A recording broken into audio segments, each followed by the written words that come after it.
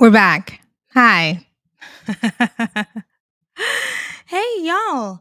How are you doing? I'm great. Thank you so much for asking. It's me, Kim, and I'm back for another video. Hi. Hi. Oh, what's going on? I'm just hanging out, having fun. One second. Okay. I'm going to fix one little thing.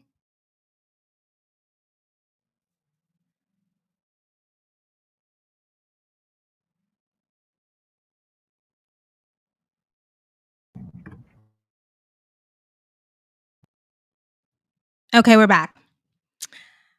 Oh, this will be the real intro. Hey, y'all. How are you doing? I'm great. Thank you so much for asking. It's me, Kim, and I'm back for another video. It's been a minute. Why? Why has it been a minute? I just haven't been in the mood. And then I couldn't get myself back in the mood. And so I sat down with somebody the other day and she said, Kim, like, when was doing this job the most fun for you?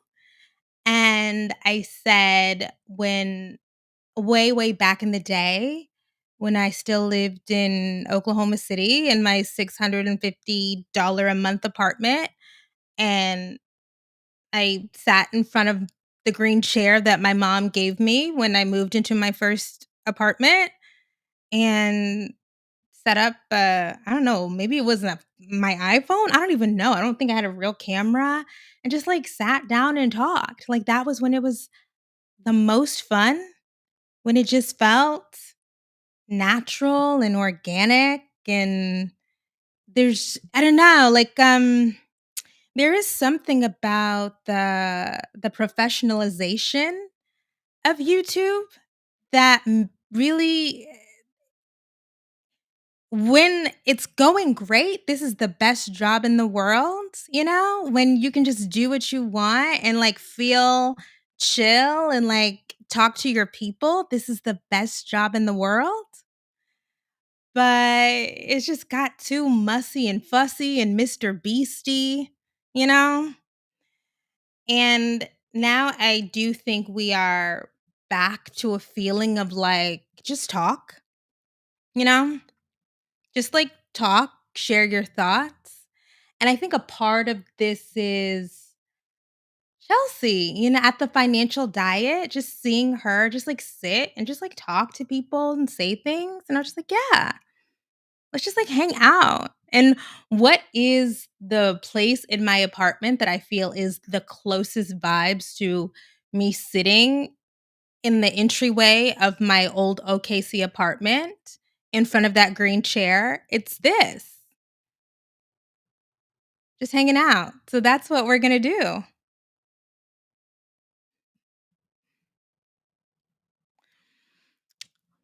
Hi, 650. Yeah, hey, by the way, now they are trying to charge people like 950 for that apartment. And I'm like, I don't know about all that. But that 650 was 2013. Then I move in. If I got my degree in 2013, maybe I moved in 2014. Yeah. It's been a minute. All right. So we're here today to talk about Black men and college and gender and economy, the economy of love and marriage and mating. Maybe we'll get into that, but really this is about Black men in college. And even like the old school microphone, like I dug this out of the treasure trove. Okay. Um, and this is not a small microphone. I just have small hands. Okay. This is not a big microphone. I just have small hands. Are you going to, upload Yeah, I am. I'm in Chicago. The last time an apartment was $650 a month, it was probably the early 2000s. Well, I'm in OKC. Very random question, but who are your favorite YouTubers right now? I really do not consume a whole bunch of YouTube. I really don't. Uh,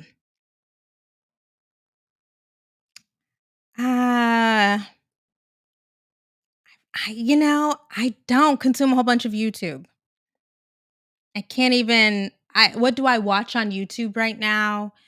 Um, Interviews. I mean, I watch a lot of economic stuff on YouTube right now. Actually, I watch news stuff and economic stuff. Most recently, I was just watching a video from economists. Yeah.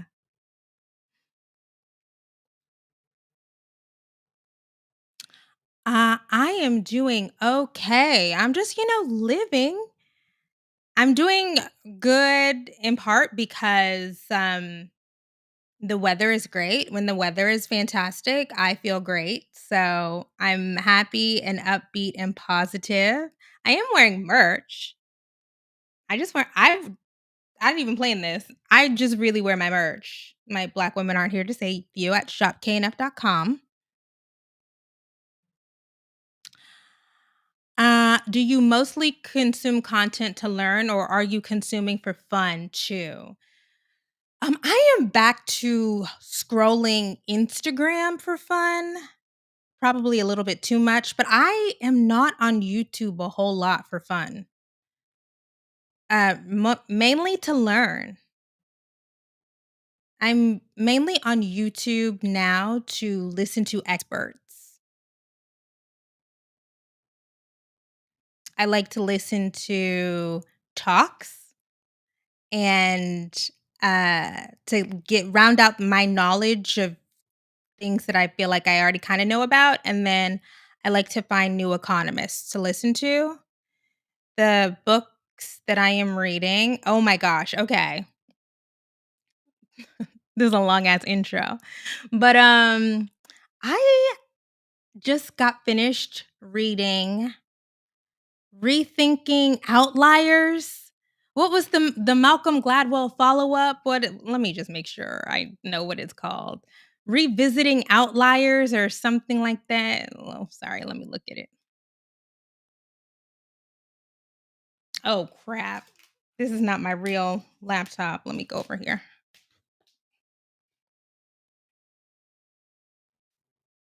Update that Malcolm Gladwell did.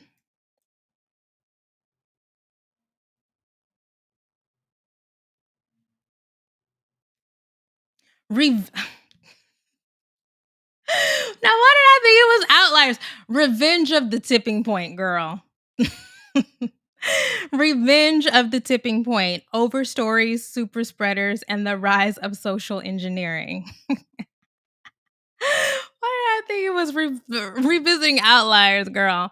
So yeah, Malcolm, you know, okay. And then I am three-quarters of the way through Capital in the 21st Century, and I really, really completely have finished Marriage: A History by Stephanie Kuntz.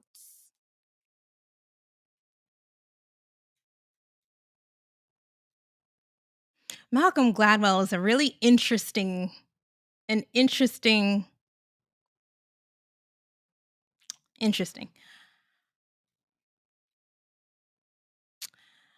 Same regarding the news and econ content. I'm trying to pace myself with that level of consumption, though. It makes me anxious. Yes. Yes. Okay. You're a glorious queen. Well, thanks, guys. Um, I am getting consulting to help me be a more focused person, a better manager. I've always been good at making money, but like being a manager, like being a boss, not good. So I've hired someone to help me be a boss. Okay. Um, so we'll see how that goes moving forward in Q2. Um, yeah, let's get into it. I think that's enough prologue.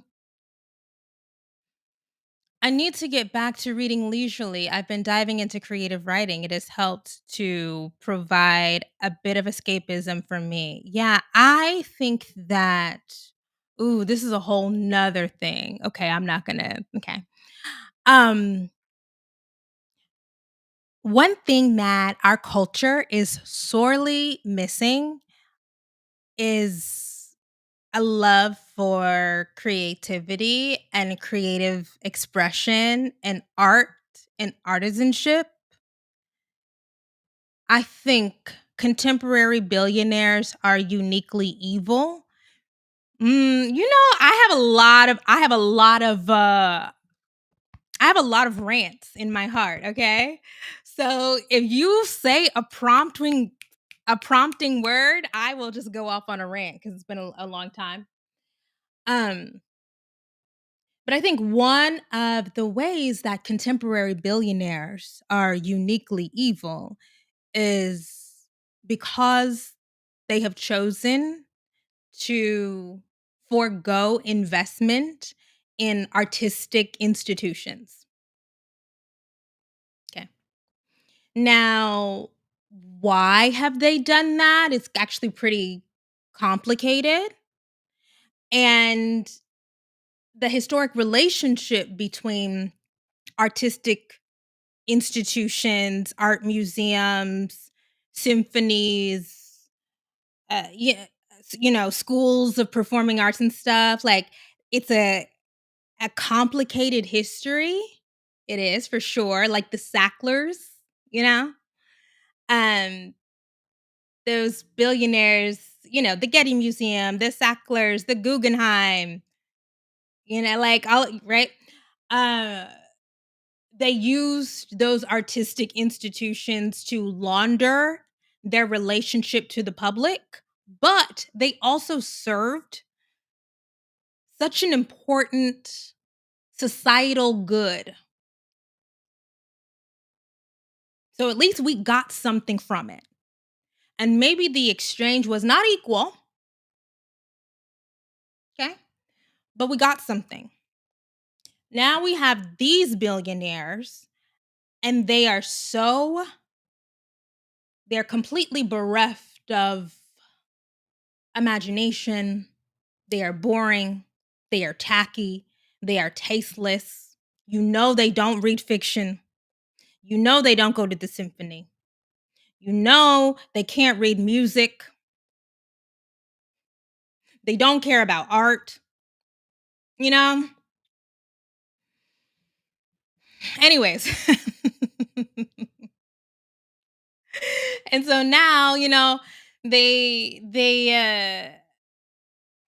buy up these platforms, right? Like they buy up distribution mechanisms for information like the Washington Post or, Twitter or whatever, so that they can control the flow of information instead of saying, "Hey, poors, hey, you poor people, I know that I have exploited all these people and extracted all of this wealth and done all of these horrible things, but look what I've given you.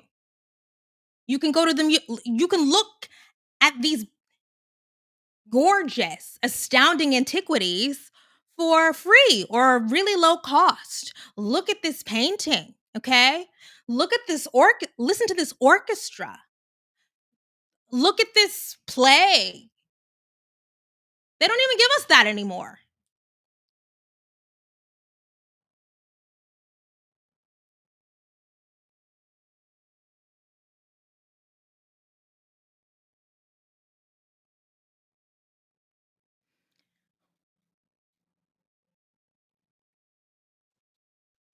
The Vanderbilts, yeah.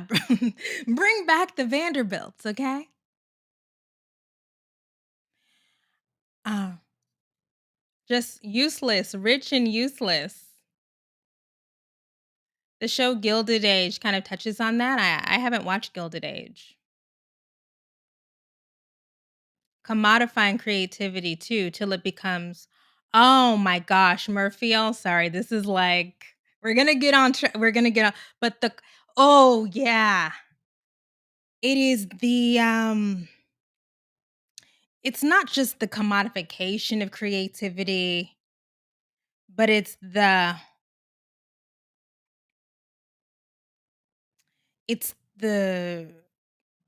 turning it into just grist for the mill.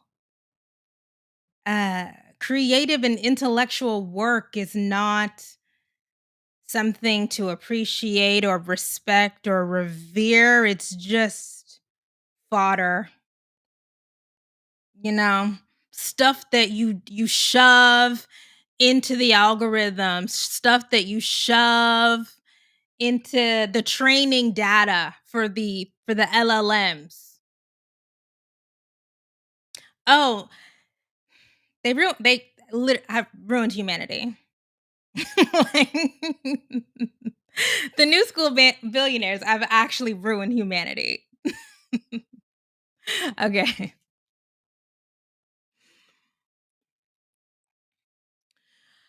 It's the resentment towards creativity that alienates people who have truly untapped creative talent. Yeah. It's like no wonder everything is so joyless and boring because we've spent a, at least a decade and a half telling people that creative expression, free expression, the care and time that it takes to develop craft, it's not useful, it's not valuable, you know? Like that is worthless. But you know what's worth something? Coding. And where are we now? Now, a generation later, you know it's useless coding.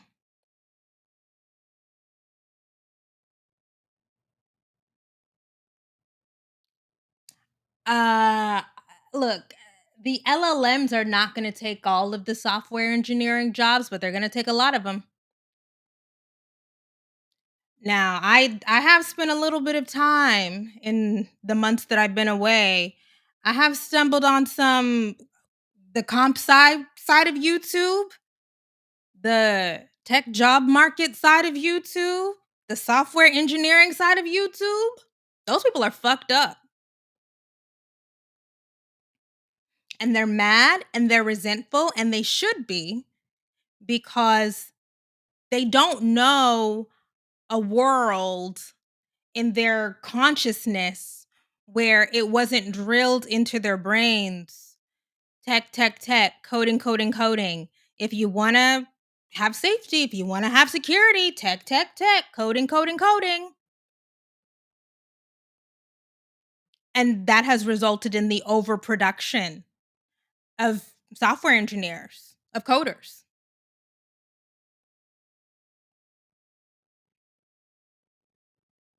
That's where that's where we are now.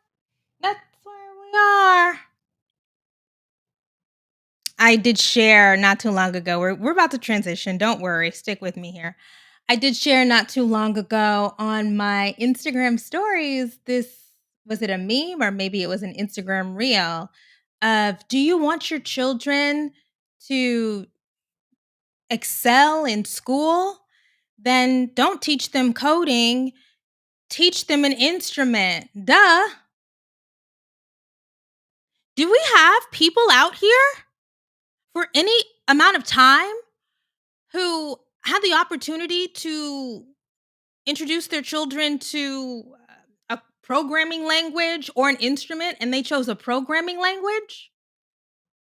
Is that what happened? Because that's insane. It's literally been known for decades, that learning an instrument like a fixed pitch instrument, like a piano, or like that that that promotes neuroplasticity in children. I literally noticed when I was a little kid in all of the quote unquote gifted and talented classes, everybody played an instrument. The fact that you have to explain that on Instagram Reels, we're done. Y'all don't play piano no more? Y'all don't learn the Suzuki method anymore? Oh my God. Anyways,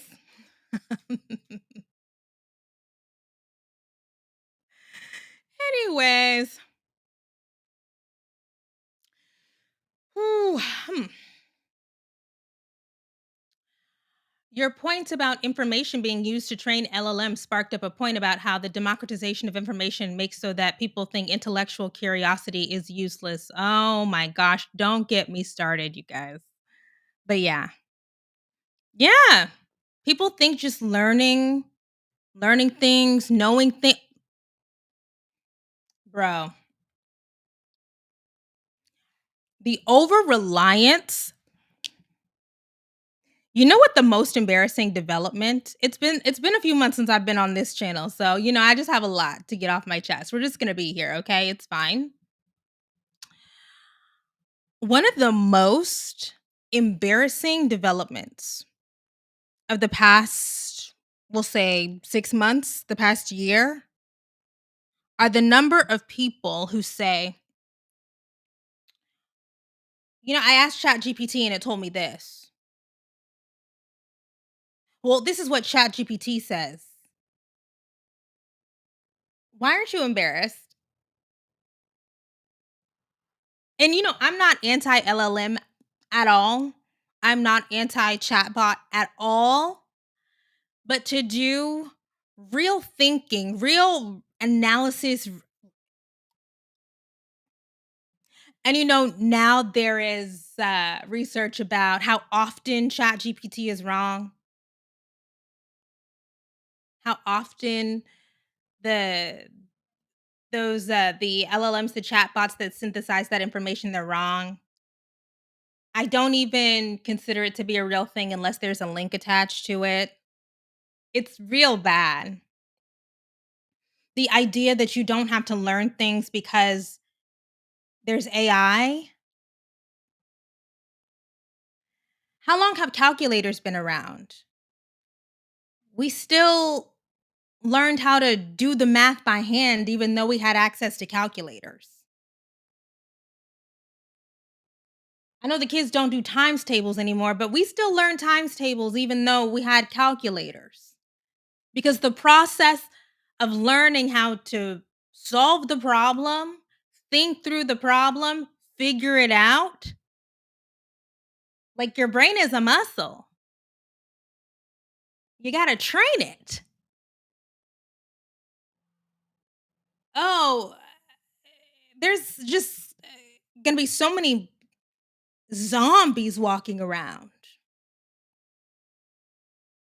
I mean, there's so many people, and it is easy and convenient to try to blame this on the kids. The kids are uniquely impacted, but it's the adults too. The adults are dumb too. The adults can't think either. The adults make poor arguments too. I was just thinking. I was thinking earlier today about numeracy. I harp on literacy a lot, right? Just generally, the lack of literacy is astounding. It's deeply concerning. But illiteracy and the lack of numeracy go hand in hand. People, for as much as we're inundated with statistics, numbers, data points, this number, this year, that year, the ability of people to analyze data, to make sense of numbers. Like I see a lot of crazy statistics thrown out.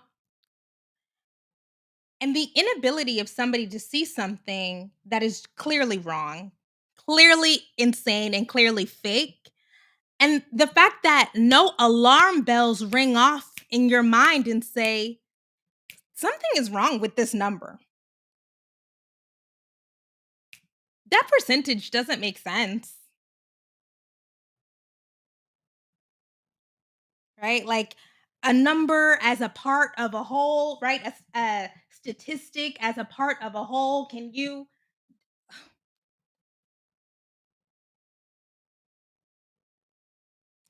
Anyways,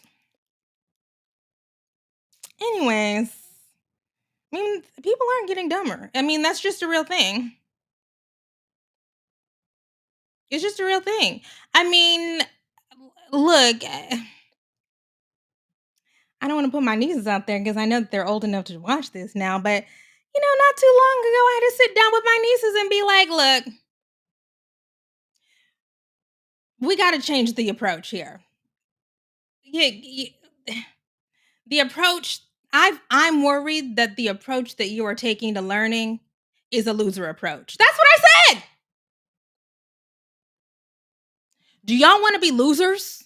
That's what, hey, Tiger Aunt. Tiger Aunt. Because only losers do that. Don't do that. Hey, hey.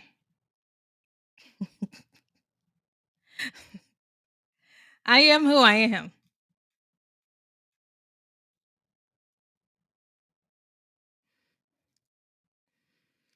Okay. Um, yeah, Elon, yeah, throws out fake. Between the decline in critical thinking, literacy, arts, and democracy, do you think the US is in decline akin to the end of the Roman Empire? By the way, I don't support empire. The US is in decline. Yeah, for sure.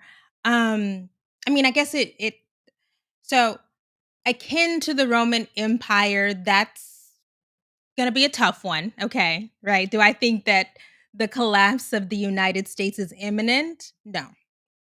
No. However, I said this on my Instagram live today. Something that has been quite shocking to me is how the greatest attacks on American exceptionalism, the most eager deconstructors of American exceptionalism, the most eager dismantlers of American exceptionalism are MAGA.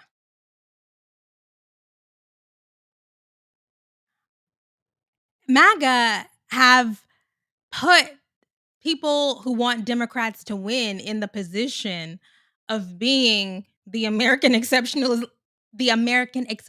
defenders, the American institutional defenders. Well, we're supposed to be the tear it all downers, the no, this cannot be. But the haphazard way that MAGA has gone about dismantling those institutions that have quote unquote made America great, the carelessness, the cruelty, it backs people who want Democrats to win into a corner. And we have to be like, what? Right? Um the attacks on the civil service, the federal workforce, particularly with regard to veterans. I said this earlier. MAGA has effectively caricatured the federal workforce as being full of lazy, do nothing women who just send emails all day. 55% of the civilian federal workforce is men. How do you get to that 55%? Because of preferences for veterans. 30% of the federal workforce is veterans. And so I've seen so many interviews with male veterans, people who have gone to war, and not just men. Just recently in the New York Times, there was a write up about a woman veteran, a female veteran. Um, and these people that are like, I served my country. I fought hard. I wanted to come back and serve in a different manner. I wanted to be discharged and served, and this is how I'm treated. Yeah. Yeah. Like, manga has shown these veterans, these people who we're supposed to put up on a pedestal, mm, you're just chum. Like, you're just wood to be put into the wood chipper, as Elon Musk said. You're not special just because you went to Iraq. You think you're special because you served in Desert Storm? Mm-mm.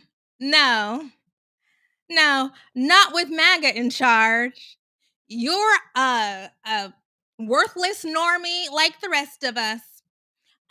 Well, not the rest of us because I don't work in the federal bureaucracy, but you're a nameless bureaucrat like the rest of them. Who cares? They've disincentivized people from signing up to serve their country. This country doesn't give a fuck if you want to serve. You thought you ate because you served your country? No. Unemployment line. No health care. VA decimated. Hope you can get your medical treatment. um, the US economy that has shown some cracks, okay, but has fared better than the other economies across the globe, the other post-industrial economies. MAGA said, "Oh, we're going to destroy that. American exceptionalism, that's done. Uh, a scientific and medical establishment that is the envy of the world. The NIH, one of the most respected research apparatuses in the world, decimated. Oh, you thought you were going to cure cancer? No. No, no, no, no, no, no, no, no, no, no, no. You thought you were going to stop diabetes, or you thought you were going to research the effects of microplastics on the brain development of children? No, not in this country. The the complicated network, the nuanced network of universities, higher education institutions that is also the envy of the world. People across the world come to the United States to pursue higher education. Defund. Defund.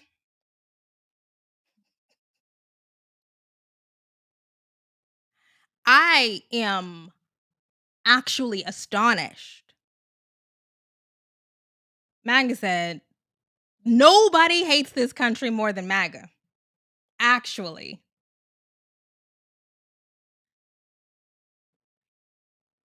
Now that's some crazy.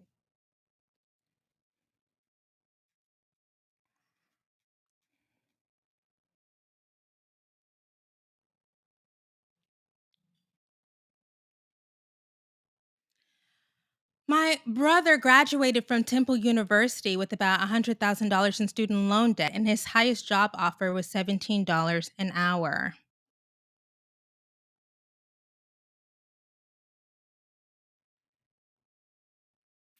I was the only American in my whole class of PhD students. Why? Because Americans didn't want it back in 2009. Yeah. Yeah, I mean, it's man, yeah. Think not of what your country can do for you, but what you can do for your country. By the way, this idea of everyone being DEI stems from white males getting more and more insecure as other groups were rising in this system their ancestors created for them. I mean, white males have also been the beneficiaries of DEI. If I was a veteran, I would put that military experience to use if someone said that to me. Yeah. Yeah. Okay.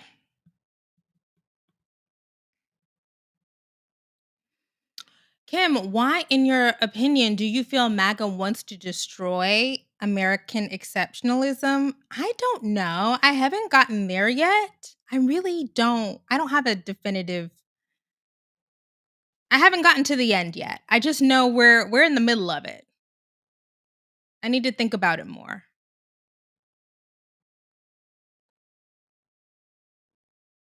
Mm. It's some weird revenge. I don't know. A mix of revenge and personal enrichment. I don't know.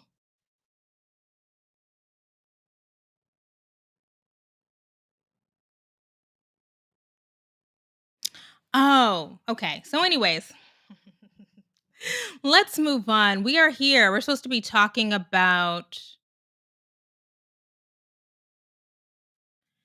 this article. Sorry.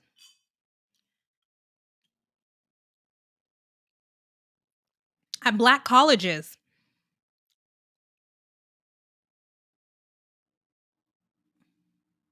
Oh, this article. um, at Black colleges, a stubborn gender enrollment gap keeps growing. Okay, I actually have not read this. I saw people talking about it and thought, I'll just wait.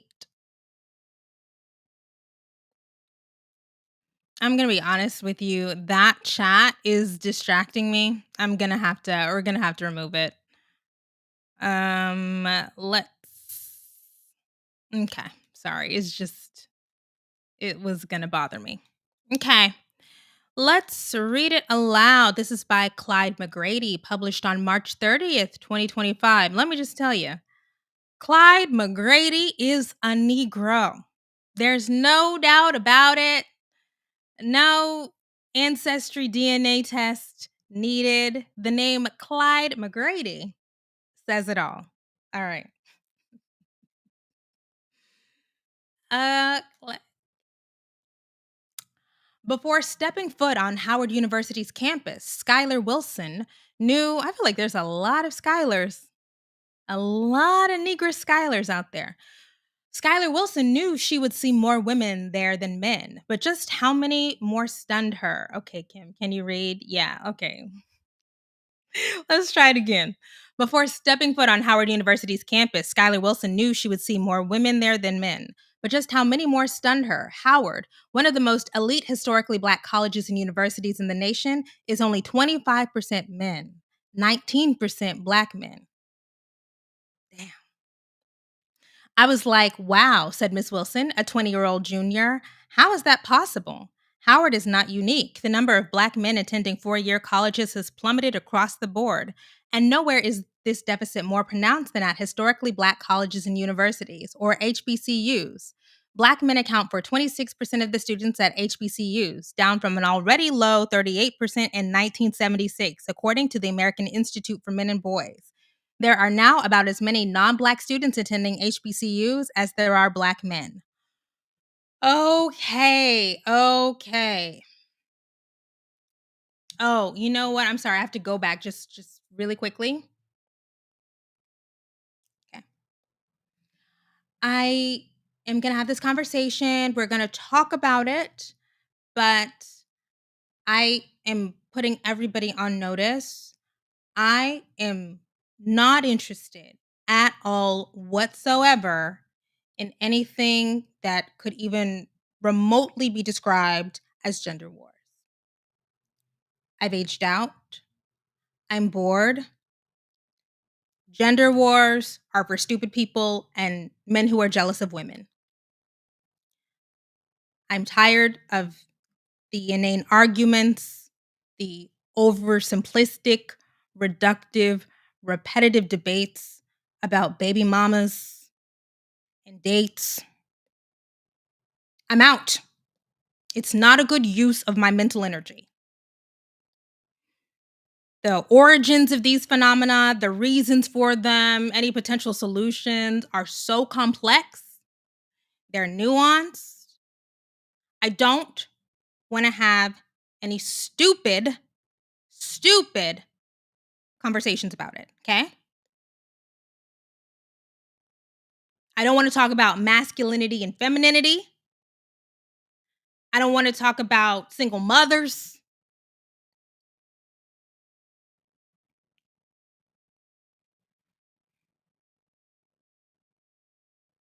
I'm I'm I'm out. 36 years old. You're 36. Yes. Yes, I have some dignity. And seeing the number of old ass people, geriatric people, people with one foot in the grave, trying to talk to 25-year-olds about baby mama culture I have so much secondhand embarrassment for that I have said, won't be me. It won't be me. So let's have thoughtful conversations about what the fuck is going on in Black America. Okay? No dumb shit. Great.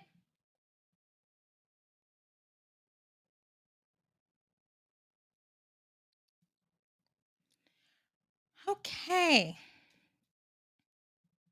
No 50-50. No.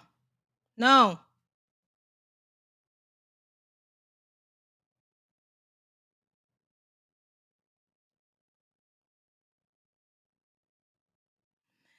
Oh, as I mentioned earlier, that we're taking it back to basics. Anybody who knows me knows that I have multiple DSLRs. Well, by multiple I mean 2 DSLRs.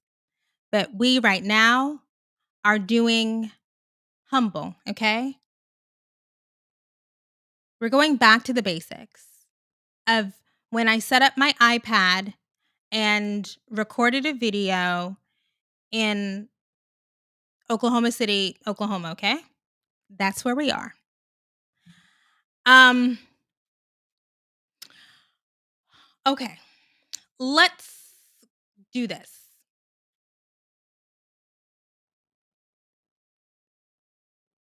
Ooh, and why did I stop it right there? Okay. Because last year I was interested in this conversation. I was interested and I decided to go to the National Center for Education Statistics website, as one does, and just look at the numbers for degree attainment by race and gender over time. And, just to look at the trends and the ups and the downs and how the ratio of degrees for women and men and black women, black men, white men, right? Whatever. And so 1976, that number or that date sticks out to me because that is the first date for the number of degrees that I have from the National Center for Education Statistics for Black people, right? And so, I'm looking at the numbers and what was it back then and what is it now and what's the gap between men and women now?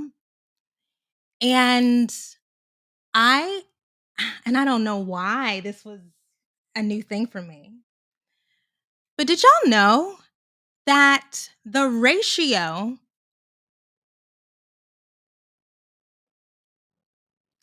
Black men being less educated scares me in terms of the Black male podcast to far right pipeline? Black men online scare me as a queer man of color. We're gonna come back to that. Sorry, I have my Janet notebook. Oh, over here. We're gonna come back to that. But I am sorry, Killmonger, that y'all had to see I'm sure if y'all are watching this on your TVs, like this is like 480p. you know, it's probably not even 1080. Okay, it's probably 480. But you know what? We're taking it back to basics, like Christina Aguilera. Okay, um, podcast to far right pipeline. We're gonna come back to that.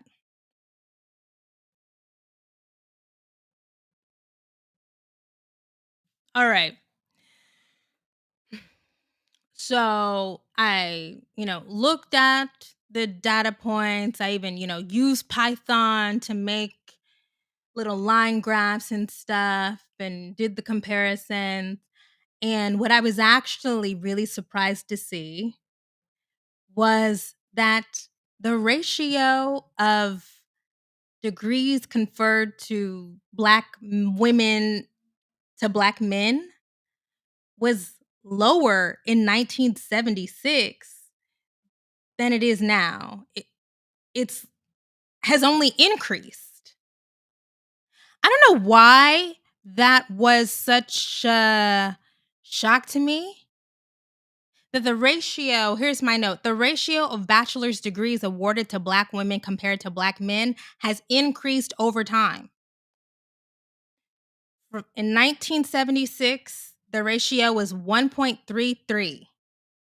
So for every one degree conferred to a Black or awarded to a Black man, there were 1.33 awarded to Black women. Okay.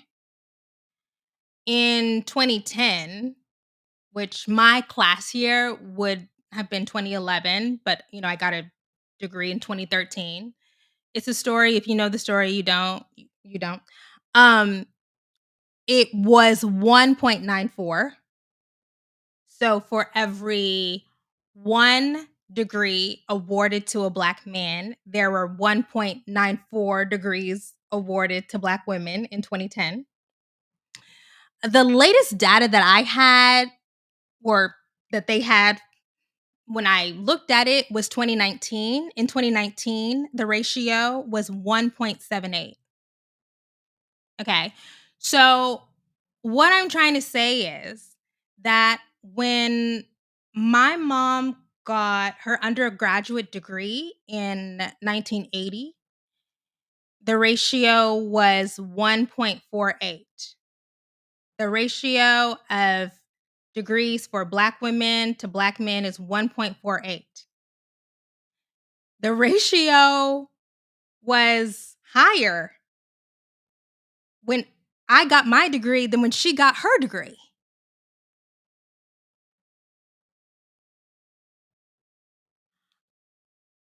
And honestly, it wouldn't be that different from when my sister got her undergraduate degree around 2000, right? Like in 2000, it was 1.92.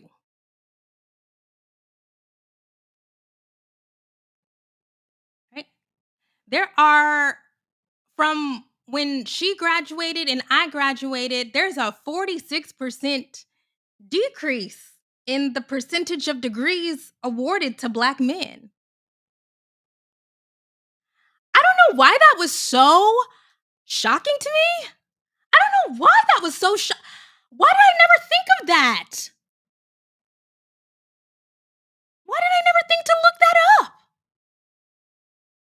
In all of these conversations, these fucking gender wars conversations about like, oh, look at all these Black men out here. It's like, no, you guys, actually, my mother and my father, as two people with bachelors and they got professional degrees, had an easier time finding each other with people of similar educational background than a Black man and a Black woman today.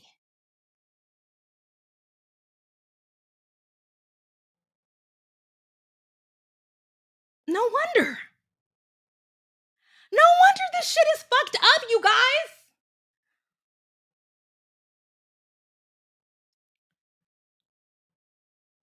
Uh, Okay. Anyways, um,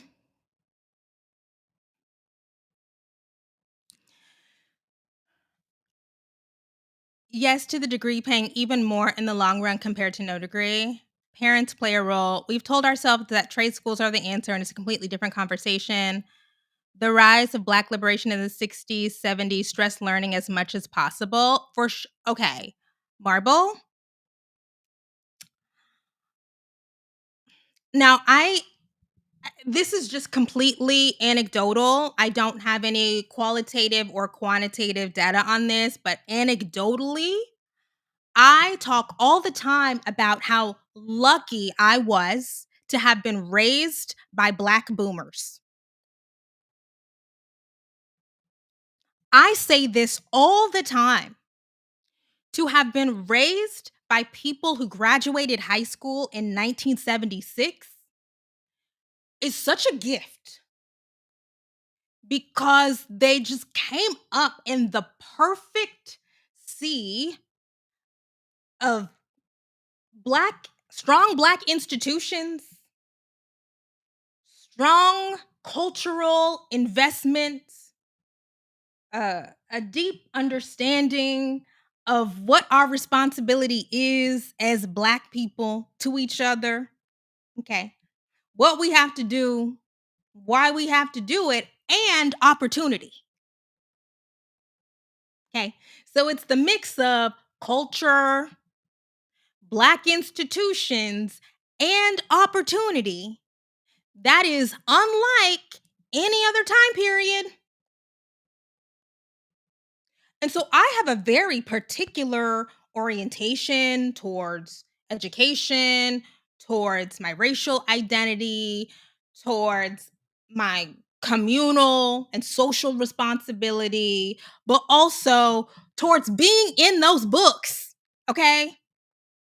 Get in those books because I was raised by Black boomers.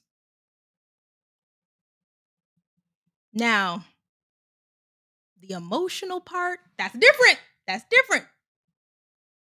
You know, those people, they're not, they weren't the hey, they didn't get hugs. They didn't, hey, it was different. They were impoverished. They didn't have time for hugs. And that trickled down. Okay. Okay, let's move on. I have to get through this. Okay. Okay. Let's move on. The decline has profound implications for economic mobility, family formation, and wealth generation. Raj Chetty, a Harvard economist who uses large data sets to study economic opportunity, has found that the income gap between America's Black and white populations is entirely driven by differences in men's economic circumstances, not women's. Hi. Hi. Hi. Hi. I just wanna okay.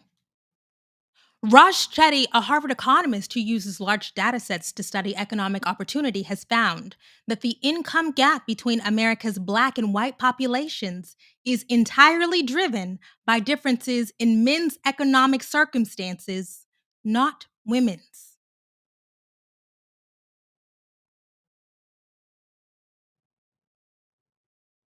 Okay. So, again, I want to underscore, and the next paragraph is going to say that the causes are many. It is so frustrating to me as somebody who has been a Black girl and now a Black woman, 36 years, all of the time spent on pointing the finger at Black women and having these discussions about higher education and partnership, marriage markets. We are just now getting to a point where we can take a step back and be like, whoa, whoa. And I'll reiterate again, why are we at that point? Because the ratio of degree attainment between white women and white men is just now getting to where it was for black women and black men in the 70s and 80s. Just now. They're just now getting to 1.33 and 1.4. And that's why we have a write up in the in the Wall Street Journal about American women giving up on marriage. That was published on March 22nd. That's why we have more and more work about hypogamy, the consequences, women opting out of dating and marriage, and there aren't enough. I will say it again and again.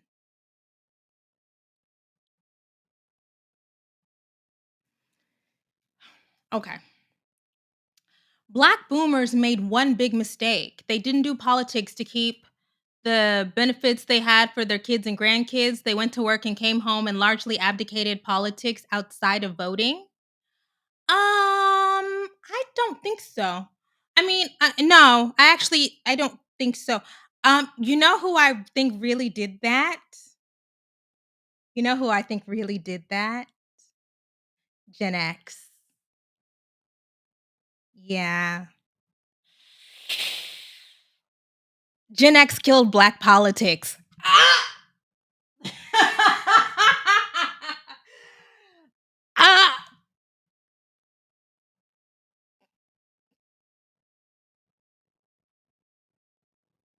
Now, uh, so what happened? The boomers had the opportunity to enter electoral politics. The boomer generation, and how old is like somebody like a Maxine Waters? She's not a boomer, she's older than that, right? Like those people were the first batch of Congress people and mayors and but they still tried to have one foot in, one foot out. But you know who really did it? Gen X. Now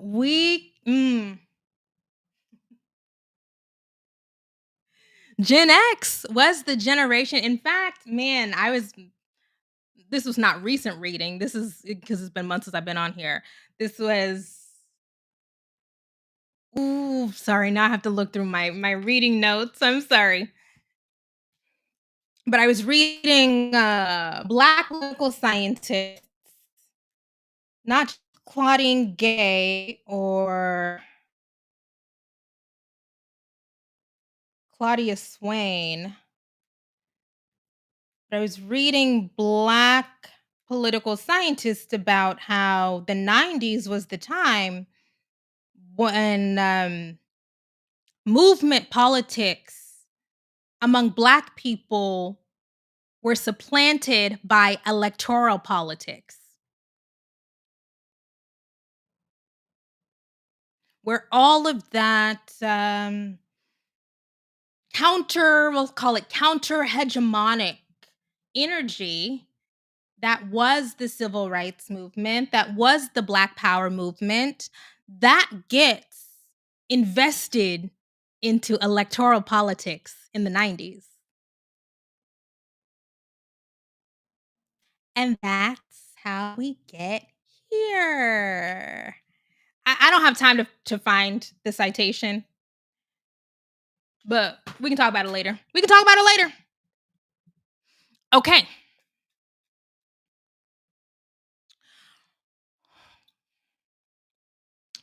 Let's keep going. Oh,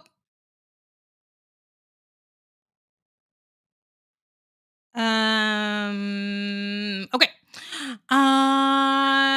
The decline has profound, the causes are many. Higher college costs, the immediate financial needs of Black families, high suspension rates in high school, and a barrage of negative messages about academic potential all play roles in the decline of Black male enrollment and college completion. Howard estimates that his cost of attendance for undergraduates easily exceeds $50,000 a year. Are people paying that? Like, I know, but are people paying 50? Because that's a different conversation. Ooh, I'm not gonna say it. I'm not gonna say it. All I'm gonna say is my alma mater just eliminated any tuition expectations for families that make less than $200,000 a year. Anyways, I'm not gonna say it. If we are serious about reducing race gaps in economic opportunity, household wealth, etc., then our attention should be squarely focused on economic outcomes for Black boys and men, period. Full stop, said Richard Reeves, president of the American Institute for Boys and Men. That's Skylar. Skylar is cute. Skylar looking like a professional lady. Okay. Members of Howard University student government hanging out during class elections. Okay. But now programs designed to nurture Black academic achievement may be dismantled by the Trump administration. Shout out to y'all. Shout out to the Trump voters. Love that for us. Love that for us.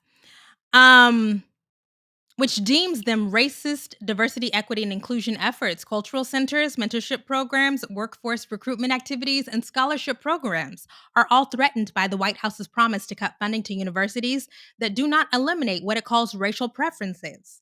On Wednesday, Mr. Trump asked the Supreme Court to allow him to terminate more than $600 million in teacher training grants, which would decimate two of the Education Department's largest professional development programs. Both were designed to place teachers in underserved schools and diversify the educational workforce. It's a perpetuating cycle, said Dr. Cheryl Holcomb McCoy, chief executive of the American Association of Colleges for Teacher Education. If you don't see other Black male educators, then it's hard for you to see yourself in that position. On Thursday, the Department of Health and Human Services targeted California medical schools for maintaining what Trump administration officials called, quote, discriminatory race-based admissions.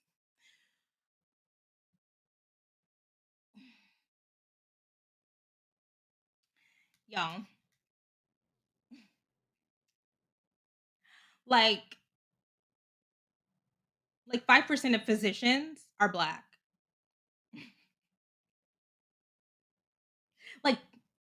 Like if I remember correctly, it's like 5%. Oh, sorry. If I remember correctly, like 5% of physicians are Black. It's so few. Anyways, keep going. Ooh, ooh, yikes, yikes, yikes. Okay. Mm-mm. Um, discriminatory race-based admissions, though bolstering the number of Black doctors has long been a goal of the medical establishment. Put simply, educational institutions may neither separate or segregate students based on race nor distribute benefits or burdens based on race.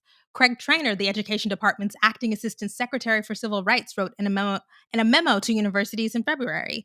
Black educators say burdens are already distributed unfairly. Society undermines Black men's belief in their own potential, starting from early education and continuing through professional development, said Dr. Derek Brooms, executive director of the Black Men's Research Institute at Morehouse College, an elite all male HBCU in Atlanta. Keep going, Kim. Keep going. Don't say it.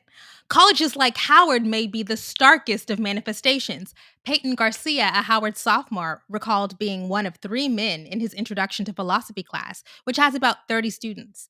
We did a Cuba trip, he recalled. I was the only male that was in the class. Recent shifts in higher education, driven in part by conservative policies in Washington, have wrought large changes in predominantly Black colleges, positive and negative. The Supreme Court's ban on race-based college admissions drove up interest in some HBCUs and strengthened the application pool overall, Dr. Broom said, but he's still concerned about the long-term trend. Dr. Broom said at this point, Morehouse may have to reevaluate its recruitment strategy, including looking abroad. Perhaps there may be some Black men in Canada who may want to attend. On campuses like Howard, the gender disparity understood. Women run the place. Hey, this is Peyton Garcia. I was the only male in the class. Okay. Everybody knows that the women dominate this campus, said Tamaris Darby Jr., a 20-year-old sophomore at Howard.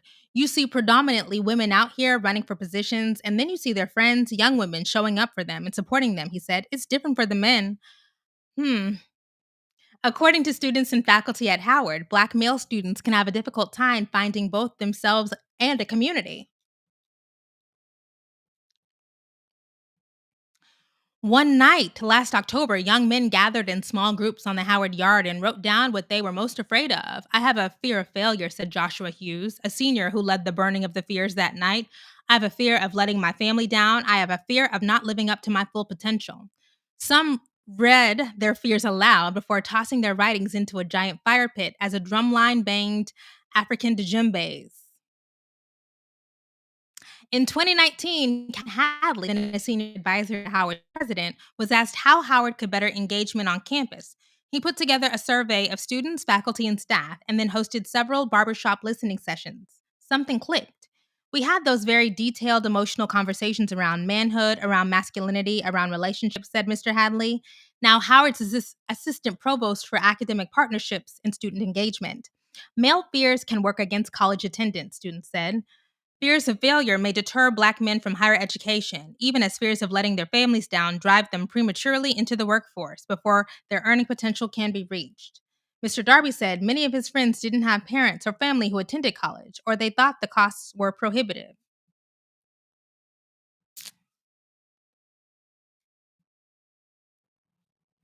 So they were trying to find those other avenues to make money and to be successful, not thinking that college was the number one thing that was going to get you there, he said.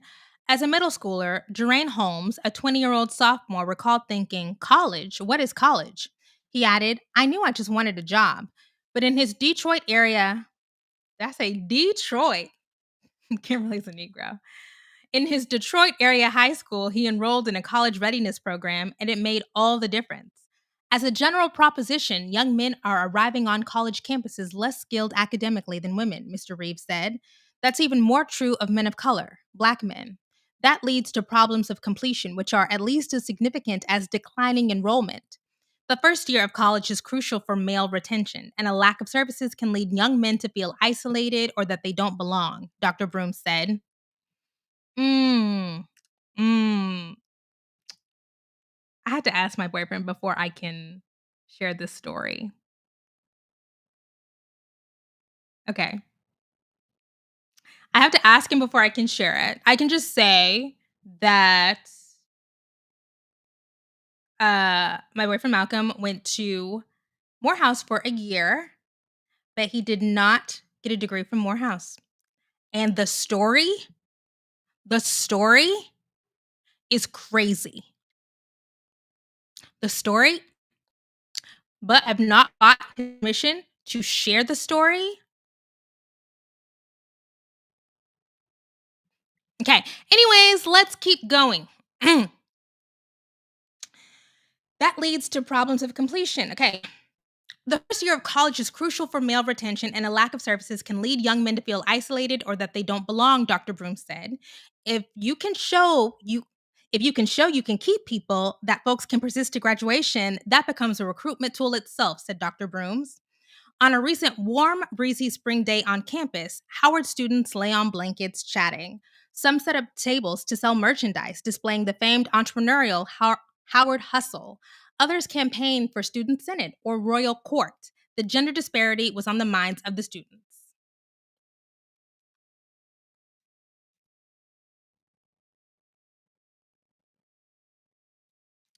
Okay. Oh, look at the girls sitting around reading all about love. Not the girls. Not the girls sitting around at a picnic reading bell hooks. Okay.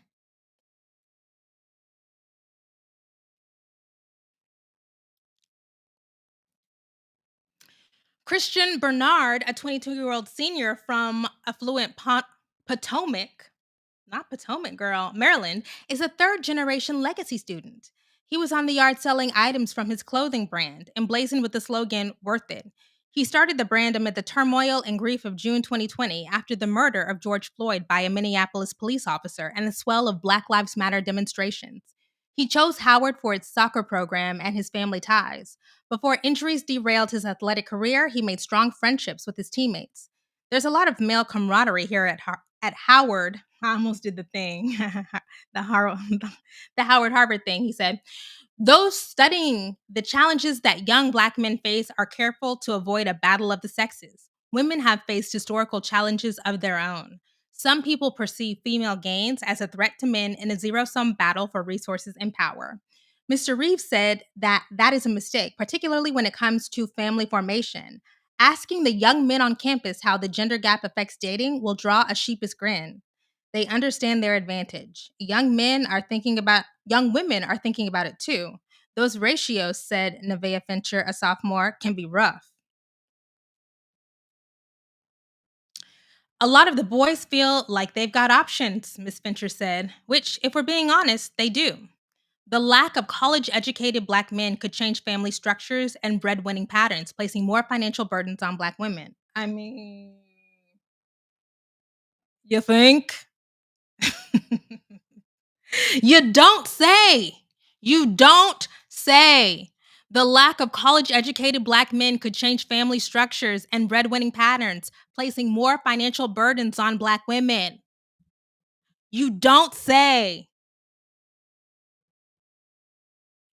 Who would have thought?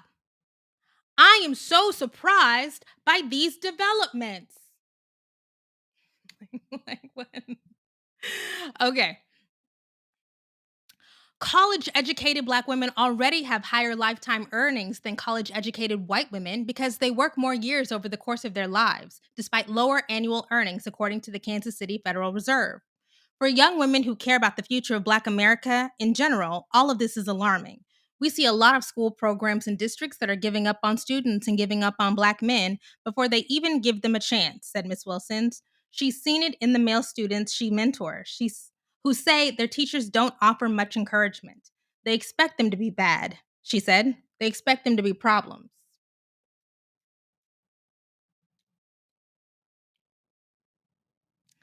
Um, okay, I really actually might change to because it's getting dark and it is kind of gonna get it is kind of gonna get a little it's gonna get a little dicey as it gets darker in here. So I might actually switch the camera. Give me 1 second.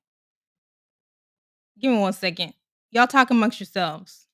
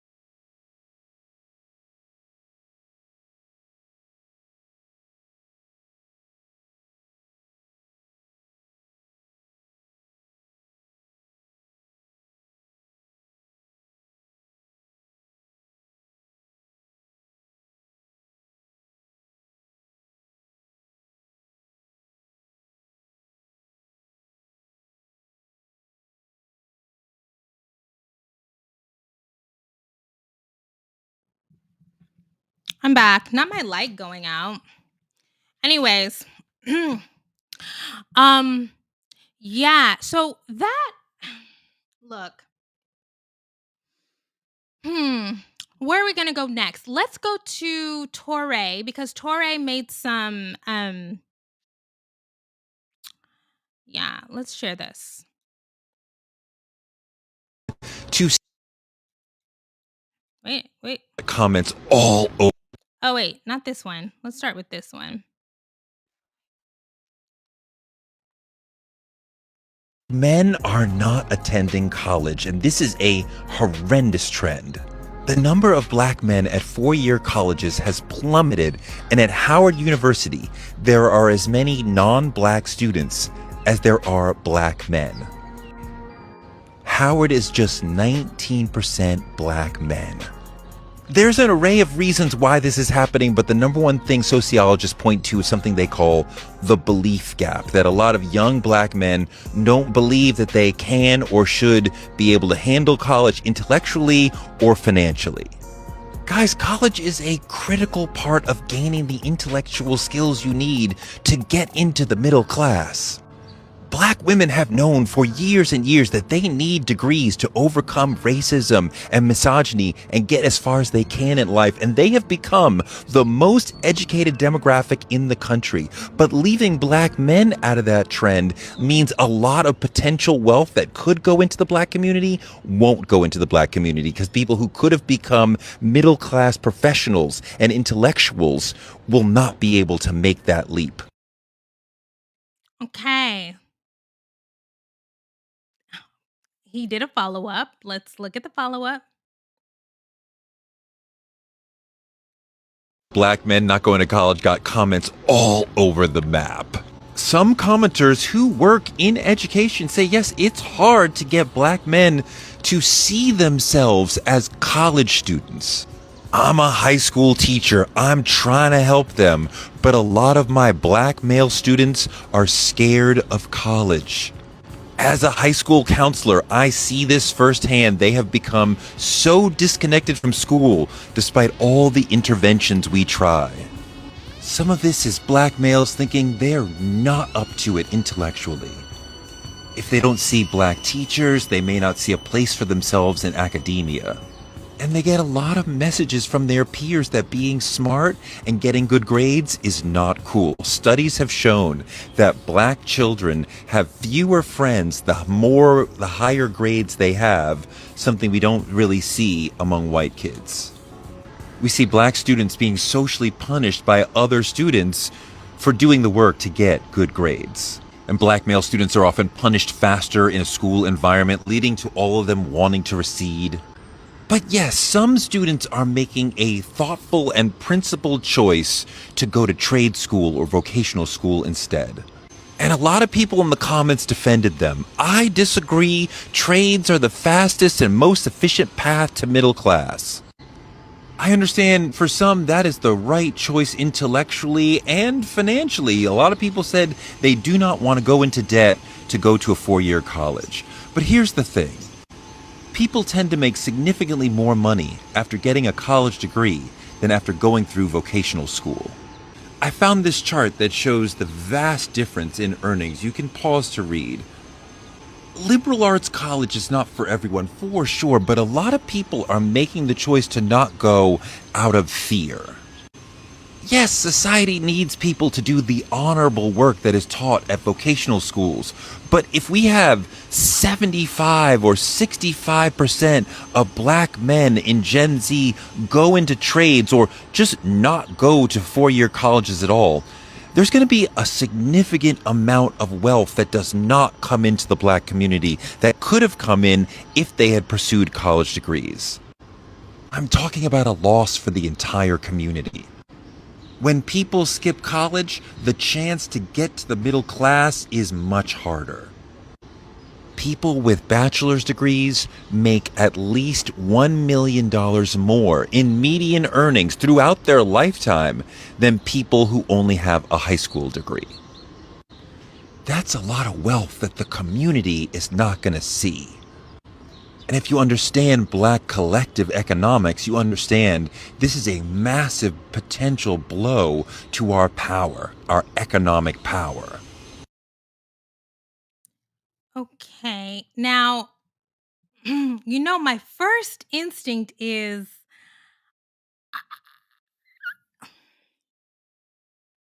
I'm going to look it up before I say anything. Just give me 1 second, okay?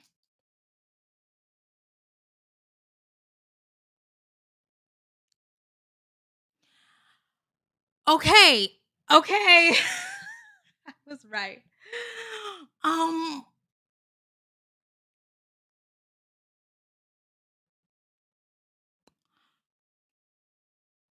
Oh, and it looks like that. I need to wipe it off. It's giving me I put Vaseline on the lens. Um, Torre not married to a black.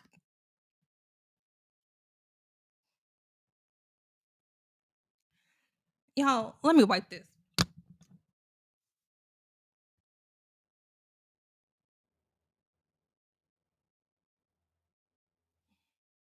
Okay. Isn't this so fun? We're just having a sleepover.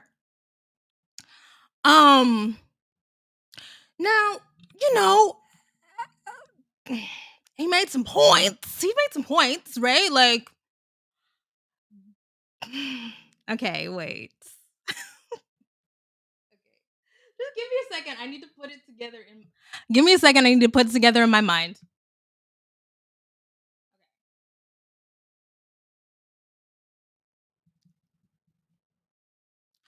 While Torre made a completely legitimate point about the accumulation of Black wealth and how that suffers when Black men choose not to go to college,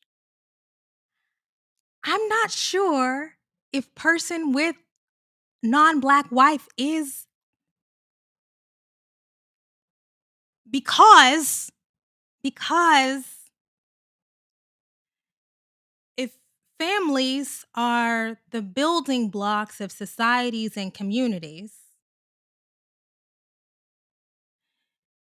you build wealth within a family and you're building using your human capital to build wealth and hey, hey, but look, the message is good. The message is good. The message is good. The message is good. Okay. Whew. Okay.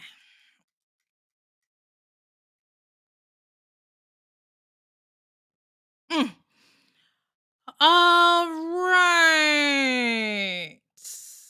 Okay.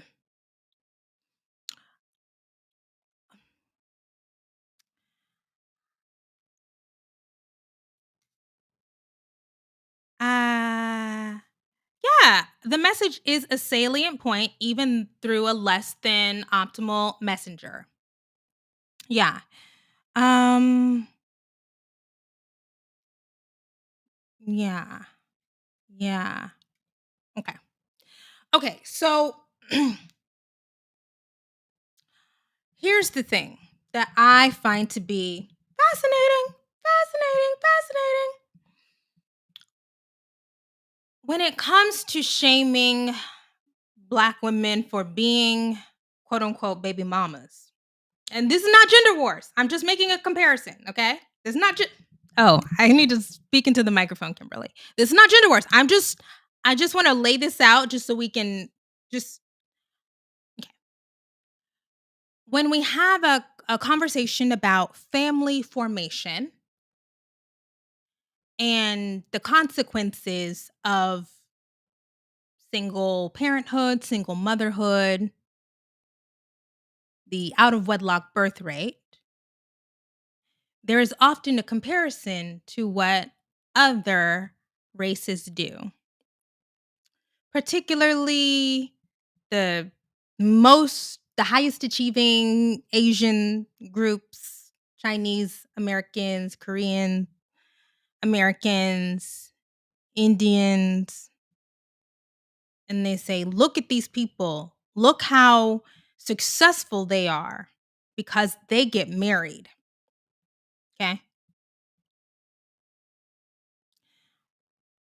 Why wouldn't you also, if we're gonna look, okay, if we're gonna do a comparison, if we acknowledge their relative success in the American economic order, why would you not also say, but what else do those people do? Do they go to trade school?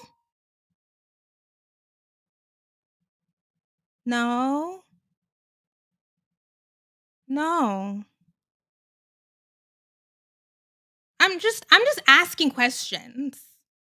I'm just asking questions, right? Like, why is it useful to use Indian Americans or Asian Americans as model minorities when it comes time to shame Black women for, I won't say shame, okay?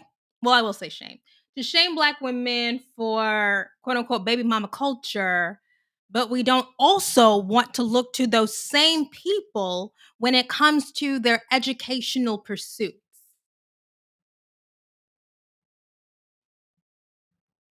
I'm just asking. I'm just asking. Because when it comes right down to it, if we're talking about earning potential and earning capacity, don't you think that completing a degree program is the key? If we're doing that, I'm not even the biggest fan of doing that, but if we're gonna do it,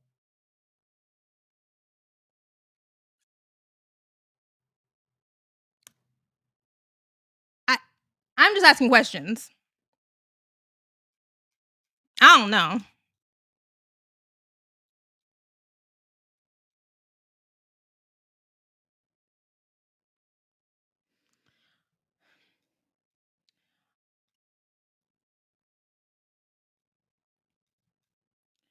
How is the money not going into the Black community?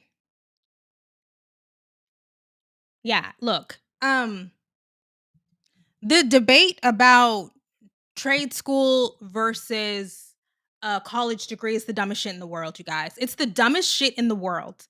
Look, in 2025, we are no longer entertaining dumb arguments as if they are not fucking stupid. It's the dumbest shit in the world. You know what I just read the other day?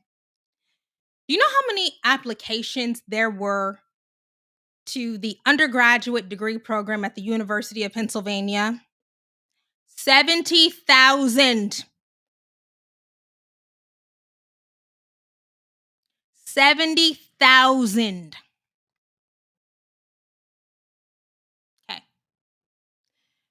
So we have the whites and the others clamoring, fighting each other, clawing, disenfranchising people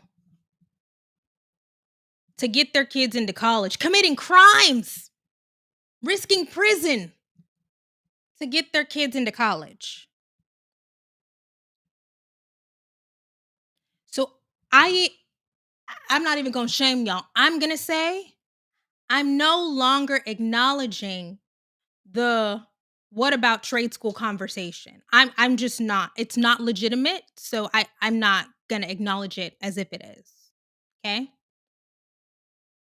Great. Great.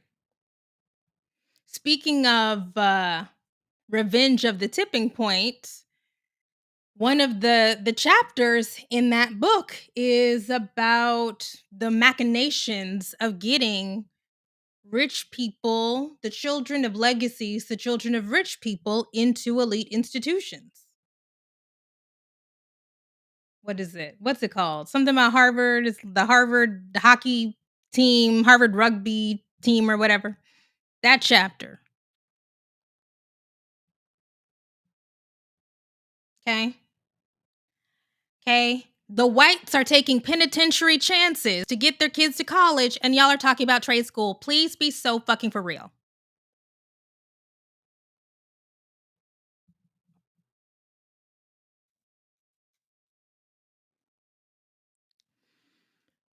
Okay.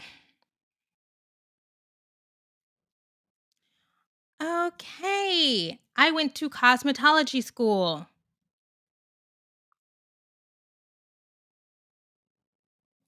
Okay. Next, I have what are my final thoughts on this? Okay. So, my final thoughts on this are I have thank God the precious white women have come to rescue us from this discourse.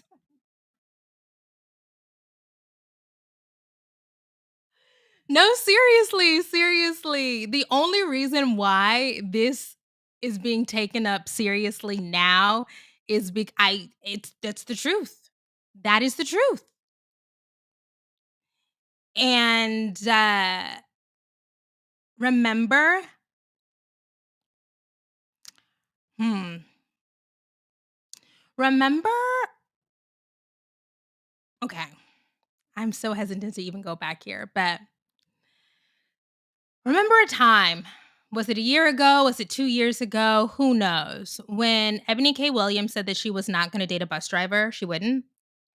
Ayanla was like, "Would you date a bus driver?" And then Ebony K. Williams was like, "If he owned the bus or the bus company or whatever." And then Ayanla was like, "Well, that's your problem." And we were like, "Girl, please be so fucking for real." Please be so fucking real. Okay. And then that created so much firestorm. Okay. Um, and then there's the back and forth, and then Ebony did say some stuff that probably was not ideal. We don't want to, we can say, I think we can voice our preferences about educational attainment or whatever without, being like, oh, I don't want to settle for a life of mediocrity. Okay. You know what I mean? Like, non-degree having people need love too. They deserve love. However, it is not at all unreasonable to say that you want your partner. And I've said this, and when I said that, I got shit. When I said that I would not consider seriously dating somebody who did not have a degree, I got shit. In fact, I think that was the origin of one person's weird obsession. But, like, why? Like, why would that be a I find because to me, that's the bare that's the minimum. That's a minimum requirement. I mean, I found it to be fascinating that, after that fallout and I said, "No, I wouldn't date somebody who didn't have a degree." There was fallout from that. I didn't say I wouldn't date somebody who didn't make $200,000. I didn't say I wouldn't date somebody who's not 6'2". I didn't say I wouldn't date somebody who didn't graduate from Stanford GSB or Harvard Law. I said I would only date somebody who finished an accredited degree program and obtained a diploma. As a person who finished an accredited degree program and obtained a diploma. And it's fascinating that in these conversations, when women say that, like the bare minimum, like honestly, to me, from the context that I come from, saying that you want to date somebody with a degree is like saying you want to date somebody with a job. I mean, like truly, it's like it's as uncontroversial as saying I want to date somebody who goes to work, like, but it only becomes controversial because there are so many more women who have degrees than men. And the conversation around this for so long has been about the deficits of the women, when in reality, it's actually a reflection of what's going on with the men.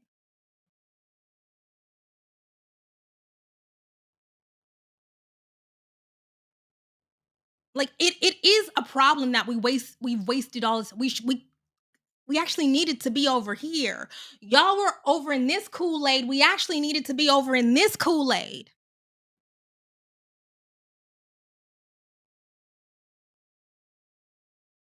Right? Like a conversation, having, trying to have a conversation with a woman with a bachelor's, right? We're not talking professional degree. We're not talking PhD. Asking a woman with a bachelor's degree whether or not she deserves a man with a degree says a lot about the pool of men. What do you mean deserve? Y'all don't think that's weird? What do you mean deserve?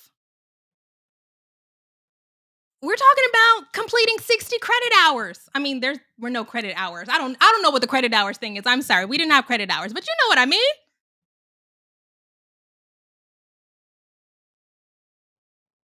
Like that's that's a reflection of the other side. And that's not to say that the other side doesn't have real issues. Like like black boys need help. They need interventions. They need supports. Because as Torre and 50 other people have said, black boys grow up to be black men. And then if because as the gender degree gap has increased, the kinds of jobs that you can get without a degree, the quality of job has decreased. So we have one gap going this way, and then the job quality is going this way if you don't finish.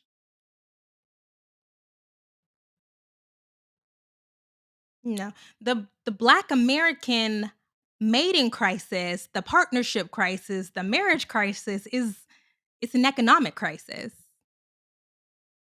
I mean, we can talk about culture, okay. You know, I believe in good culture. I do actually. I do believe in promoting certain kinds of values. That's the black boomer in me. It sure is. That's the black boomer in me. But also, if the other stuff, if the school, the reading, you know, the math scores, the reading scores, the dilapidated uh classrooms, poor teacher quality, sorry teachers. If that stuff isn't taken care of, then everything else snowballs. And we are never returning to an economy where knowledge work does not give you more access to a solid future than manual labor. I don't care what Donald Trump says. We're never going back to an economy where manufacturing is the primary vehicle for the growth of the middle class. It's just not going to happen. That work is just too low productivity.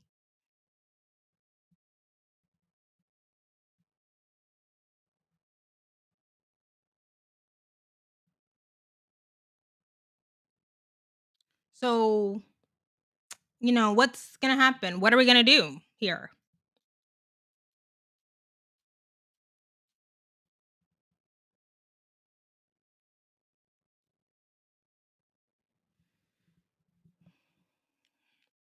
And it's like do y'all remember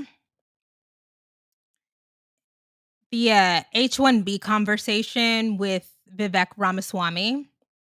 It started on Twitter where he was like, American culture, Americans have lazy culture that prioritizes the prom king over the Mark Zuckerbergs. And it's like, what are you talking about? You know?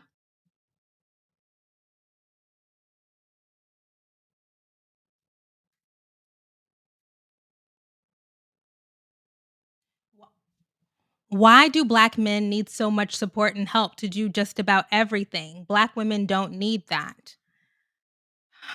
I told y'all I'm just trying to stay out of this. I'm just trying to.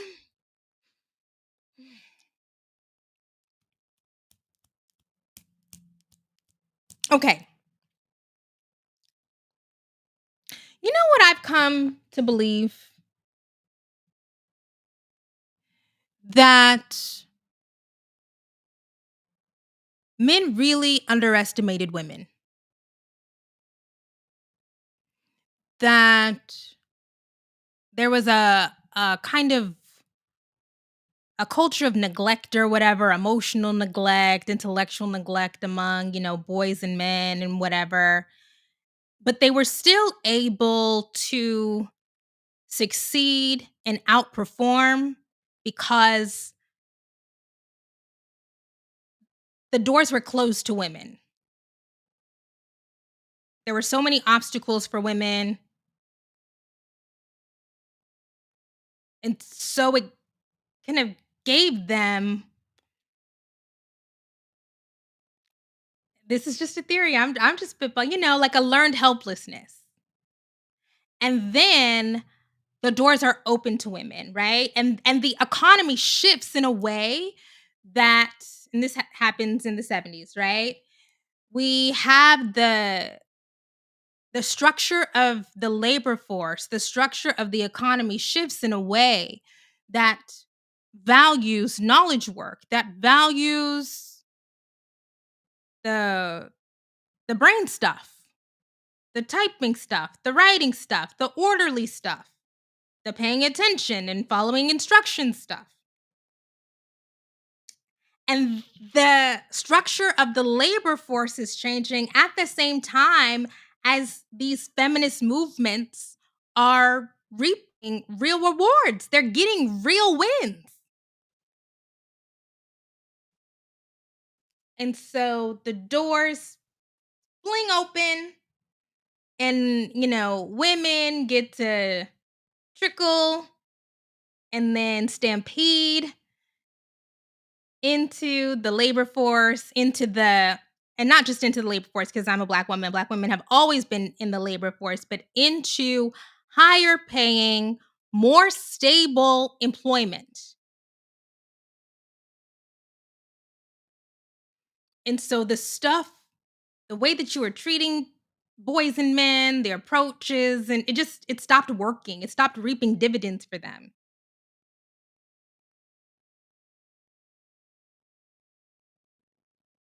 And of course, the deindustrialization and the decline of manufacturing and William Julius Wilson, right? And now we get into the modern era and there's all of this momentum. Okay? There's this momentum around, girls and girls can do anything and there's support and cultural encouragement. But even while there's support and cultural encouragement, like the top is still men. The classrooms in higher education still predominated by men. The professors in higher education still predominated by men, but there's this cultural energy. And women are making these networks and they're building up their own institutions of, informal and formal institutions of support around, yes, girls, women, do it, support. And so, and in to a degree, there is that I won't say, maybe it's neglect, maybe it's, maybe they'll call it neglect or whatever. But there's not the similar push because it's like Why would you need a push if you're already at the, you know? Like, why would you need a push if you're already everywhere, you know?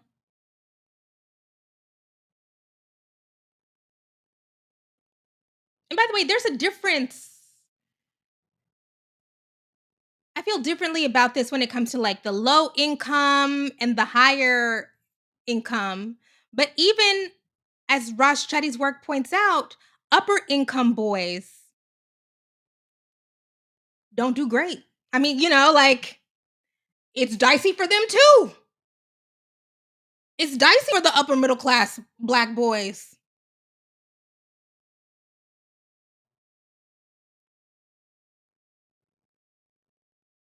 And so to try to thread this needle, sorry. Cuz I'm just this is extemporaneous. I don't know. There's this conversation about, well, representation, they just need to see themselves. I mean, did the girls just I mean, people pursued things when there was little to no representation since forever.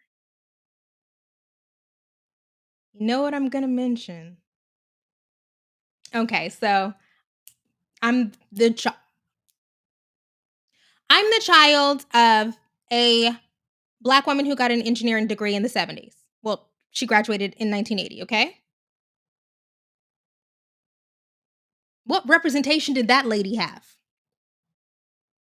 I don't know. Honestly, I do think that a lot of my personal experience really colors this. What representation did that lady have?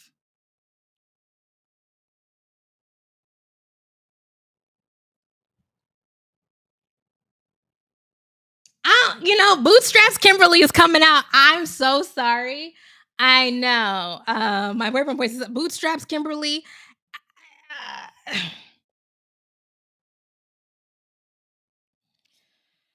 Uh, God's working on me. God is working on me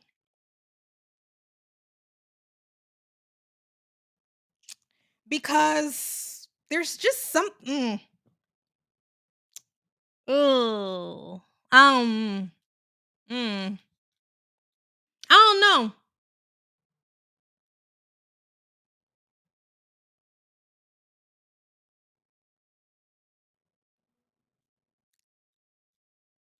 Mm,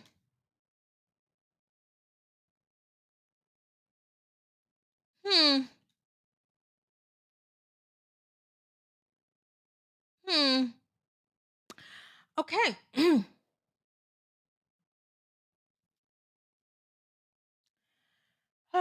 My mom is an immigrant from Jamaica. She deaf came to America and got her degree, but Jamaica is mostly black.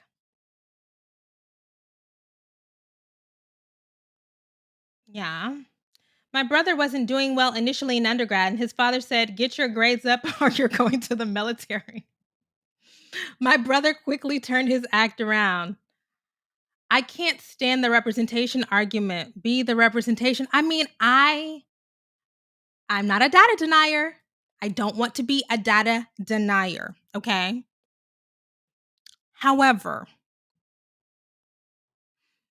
I am still stuck on this idea that one day a switch magically flipped in K through 12 education and all of the teachers across the nation got together and decided to start holding boys down and lifting girls up.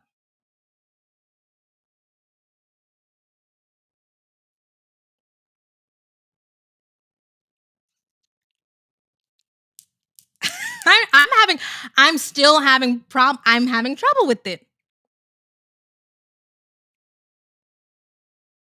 Because then we have the conversation about, oh, well, they don't want to go to college because the liberal arts are filled with rabid feminists. They're not in the STEM programs.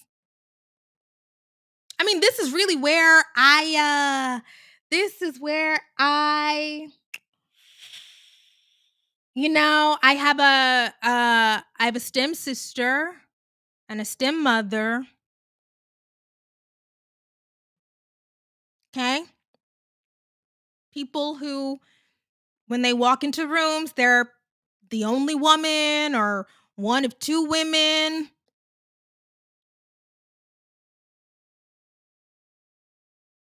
but they still did it, you know.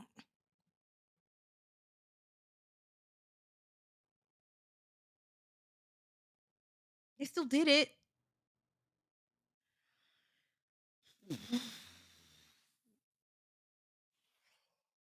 you know?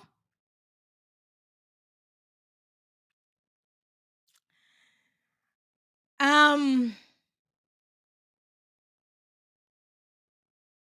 s- okay, but back to the Vivek Ramaswamy. Remember it was December when Vivek Ramaswamy, it was right around Christmas, when he talked about, Americans being lazy and the culture being about putting the Chad over Mark Zuckerberg or Jeff Bezos or whatever.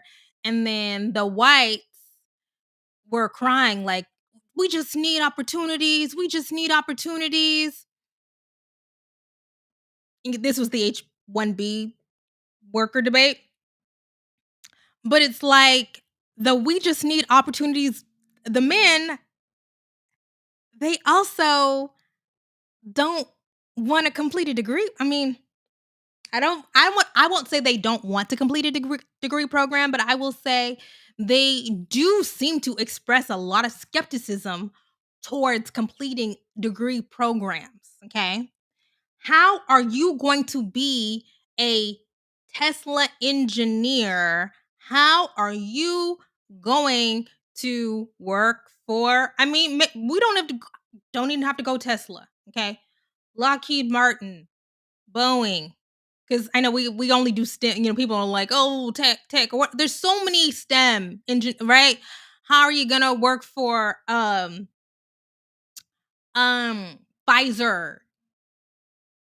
How are you gonna if you don't complete a degree program? And then the excuse for not completing a degree program is ew, yuck, gross. There are feminists there. Well, then you don't want. Then you don't want it. Like I don't. Okay, I'm sorry. It's devolving, but it just seems to me. It just seems to me if ew, yuck, gross. There are girls who read bell hooks there. Ew. They're reading Roxanne Gay, right? It's like I don't know. I don't know. Y'all not gonna be able to boot camp your way into Starlink. I don't know what to tell you. I don't know what to tell you.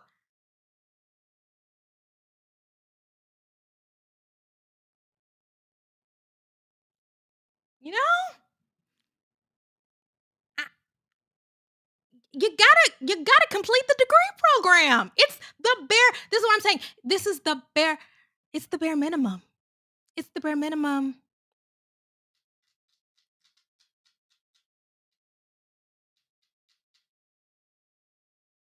It would be one thing if this was just about people not wanting to do humanities. Because it's like, oh yeah, men are naturally good at science, technology, engineering, and math, but they're not doing it.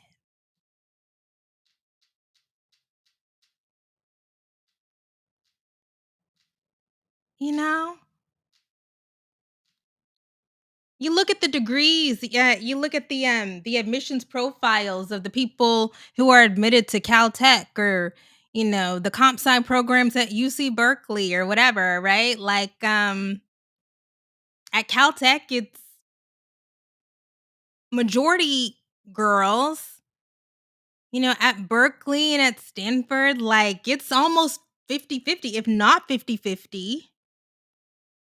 What happened to that natural biological advantage? What happened to that? Hey, oh, mm,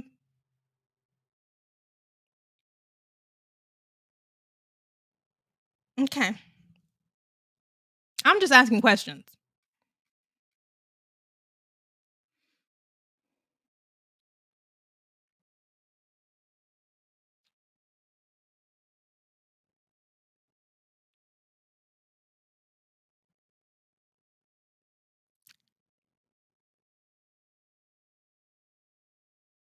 Okay. But anyways, hashtag no gender war. Hashtag no. I'm just asking questions.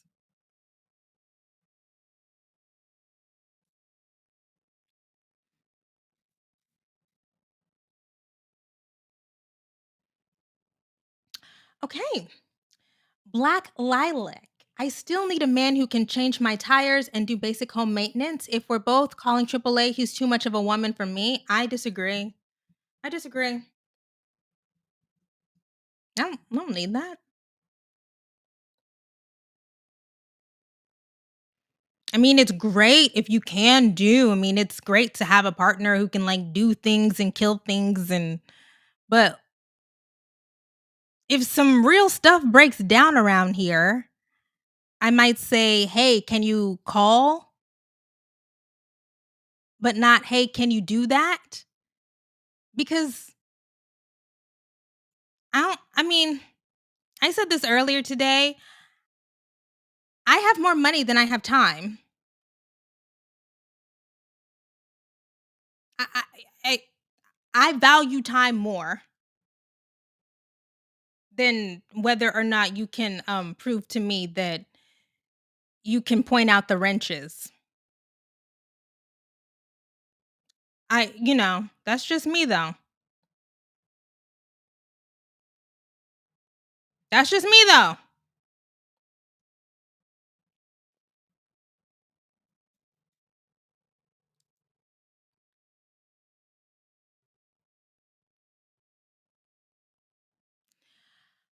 Um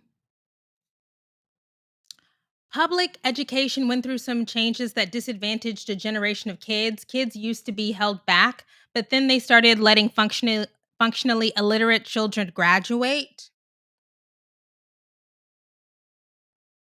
Okay, I'm gonna be open to that. Oh, you know what? There was a super chat that I forgot to address. Um, the podcast to far right pipeline. Yes. Okay. So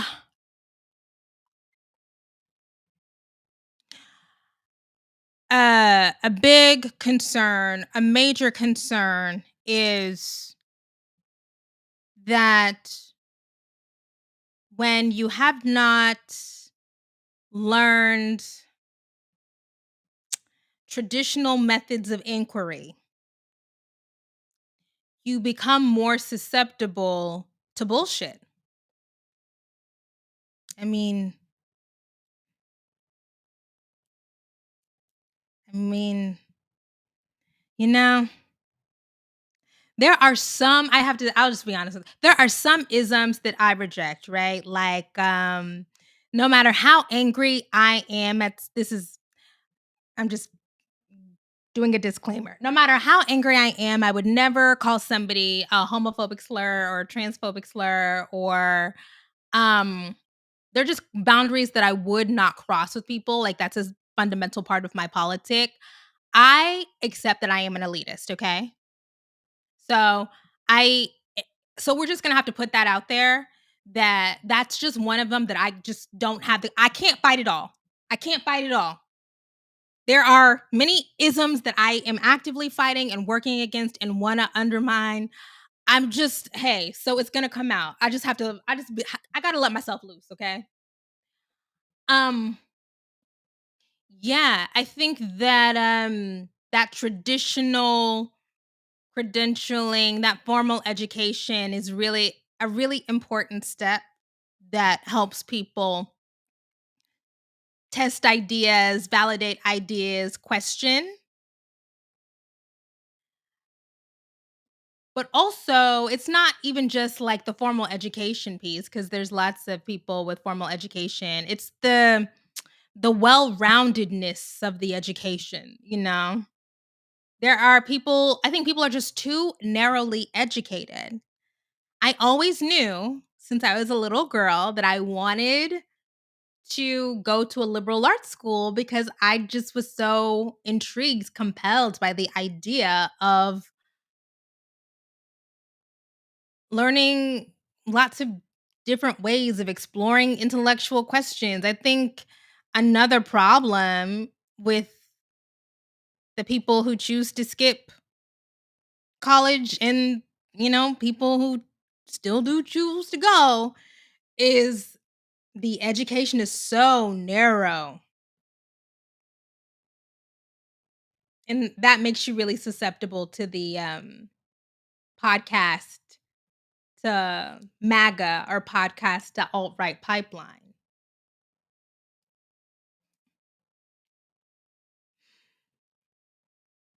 I can actually just take it up. Cool.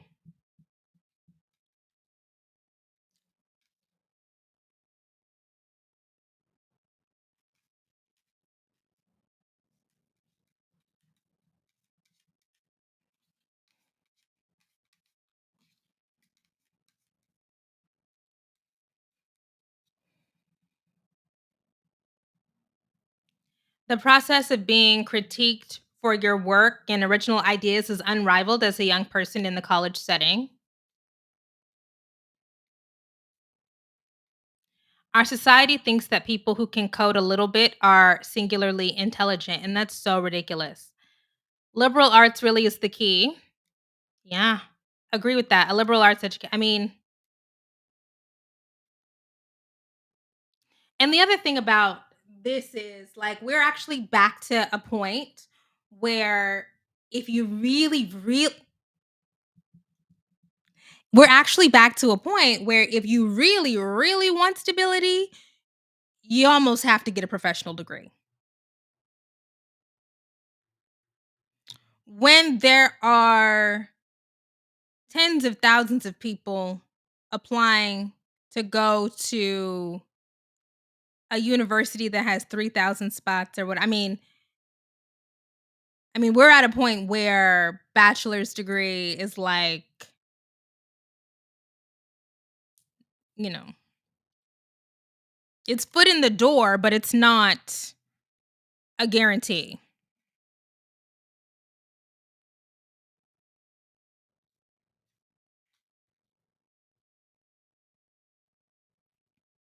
What other notes do I have before I wrap this up? Okay. Oh, oh, okay. Wait, let me go over here. I wanted to talk about because I wrote down these notes for another thing. Okay, wait. How this shapes the dating pool, okay?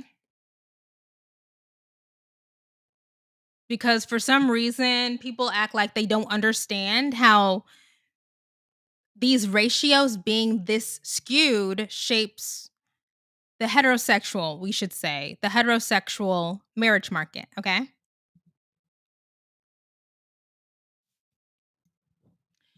So it is true that in the United States, people who have at least a bachelor's degree are the people most likely to marry and the people least likely to divorce. The last statistic that I saw was that the 15-year divorce rate for people with on their first marriage who have at least a bachelor's degree is 36%. Not bad. Not bad. You know what really jacks up those divorce rates that people cite all the time? Second and third marriages. First marriages, hey, if you get married, just stick in that first marriage. It's those second and third marriages, second, third, fourth. That's when, girl, don't waste our time on that.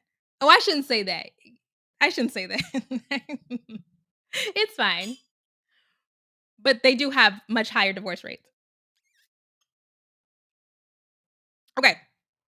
So, what happens when you have a marriage market where the degree completion rate, the degree attainment rates are so skewed? Okay. So, I wrote this out. Let's imagine a lady named Marcy. And why do I have that in my mind? I just realized it's probably because I was thinking of Marcy Morgan, one of my favorite professors at Harvard. So Marcy has an undergraduate degree and she has a JD. Okay. And she works at a prestigious law firm. Okay. So she's a black woman. So she is in the professional degree high earner dating pool. Okay. So right off the bat, because we already know that there are more women completing undergraduate degrees and up in that dating pool, there's more women than men. Okay. So we'll call that pool the professional degree high earner pool. We'll call it pool A. Okay. But the dating and marriage markets are not just structured by education and finances. Especially now that marriage has become much more of a luxury good, it's much more of a commodity for well-off people, and there's less it's less compulsory. Back when my parents got together, you had to do it. Okay. What are we gonna do? Like my mom literally said, like, I wanted to have another baby. What was I gonna do? I had to find a husband. She was like literally was like, um, okay. Um, so that's not exactly the case now. So now other things impact whether or not a woman in pool A will find a match. It's education and finances, but it's also temperament, it's communication style, it's political views. Political views are a big one. Did y'all see? I'm sure y'all did. Did y'all see Love is Blind? Where the white lady, and thank you, white ladies, again for doing this work because black women are tired of explaining it. The white lady left that man at the altar because he would not decisively affirm that he supported Black Lives Matter and that he supported gay rights. Okay. So now that there's more of a feeling of marriage, take it or leave it, these things become more important. And whether or not a woman likes to be around you becomes more important. We also see this in research. That's why it's ridiculous when men just harp on, well, why don't you like this man who has a degree and makes X amount of money? Because if women can take it or leave it and lead good lives, being unmarried, then whether or not they enjoy being around you rises in importance. Okay. Like this is like the key. The key. I just read some really good a Substack cartoon. What's the Substack? Cartoonshateher.com. Amazing Substack. And this is a white lady, a married white woman talking about this, okay?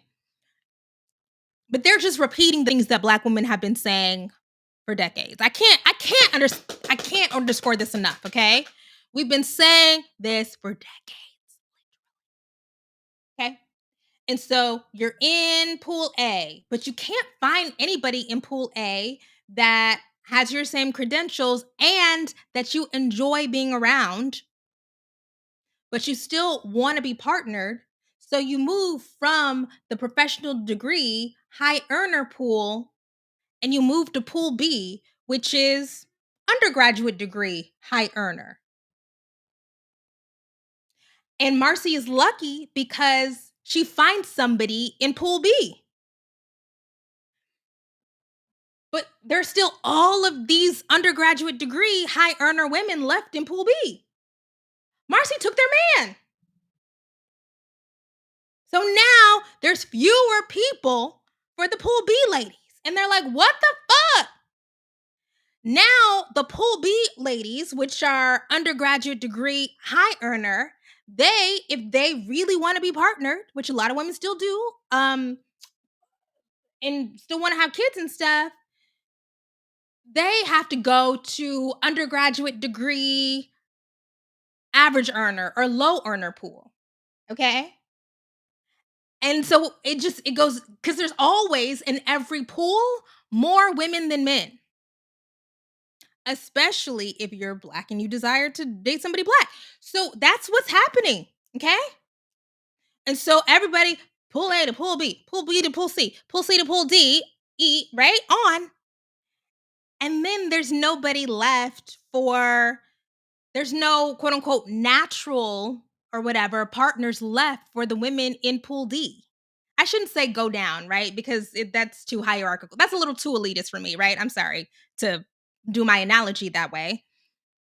Um, but the regular, the blue call, right? Whatever, like those ladies, these other women are coming down into their pool.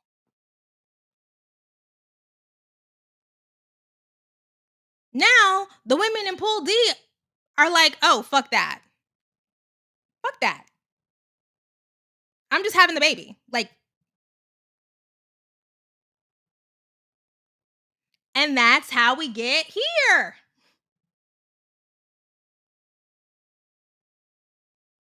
That's how we get here. That's how we get to a space where black women have for decades been the group of women to most likely date or marry somebody who has less education or makes less money because they're consistently having to go from pool to pool to pool where there are more women than men.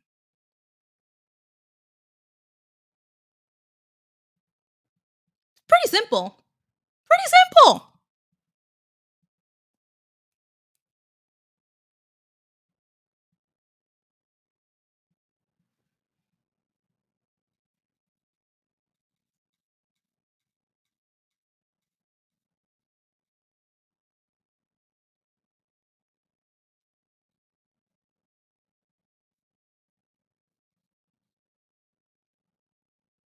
Oh, and this does remind me of like the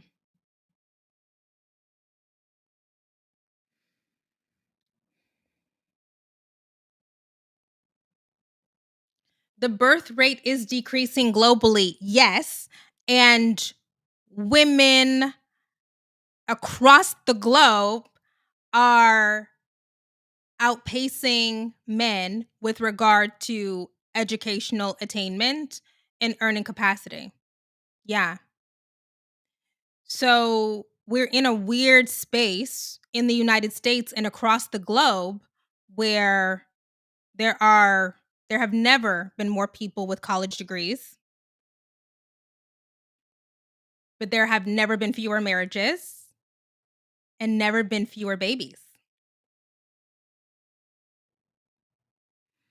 And the birth rate and the marriage collapse is most evident and most quote unquote alarming in the countries across the globe where women have the highest degree attainment and the highest median earnings. If you look at the decrease in birth rate and decrease in marriages over time across the OECD countries, it's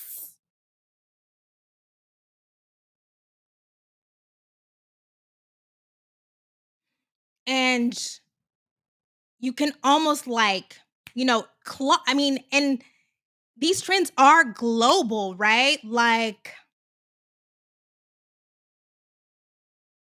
what happens, you know? I don't want to use the G word like, globalization or whatever. But like the impacts of globalization, the impacts of deindustrialization, of opening up trade, of providing broader access to higher education for women, of providing women more access to contraception. You see similar patterns and I just started a book on this by Englehart and Norris. It's about what happens to gender attitudes and gender dynamics in post-industrial nations. You see it. TLDR, gender equality is bad for marriage.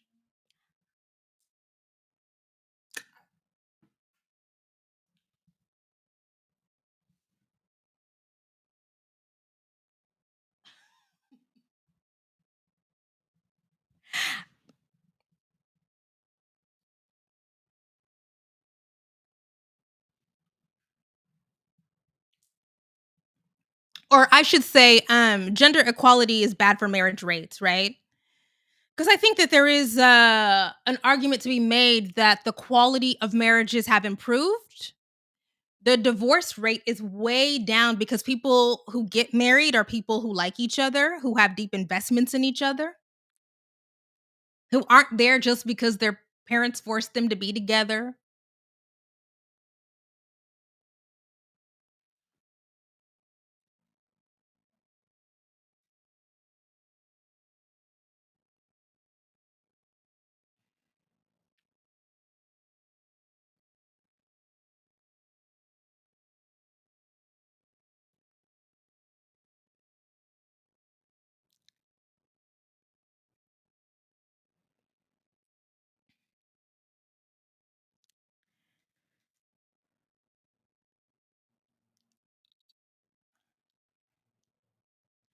While the divestors are crazy, opening your options sounds statistically more effective.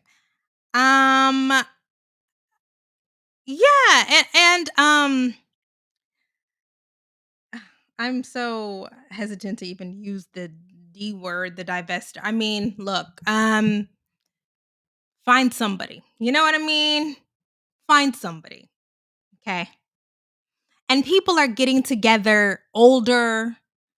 This idea that people are primarily,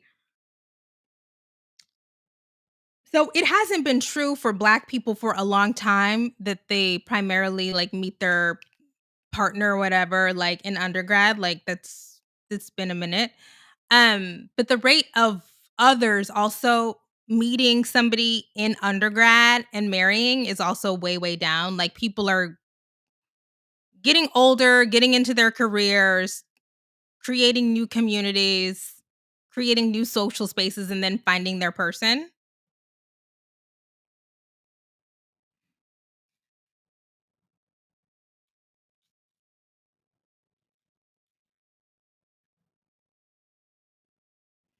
Um, but find somebody, you know? Find somebody. I'm not judging. Find somebody,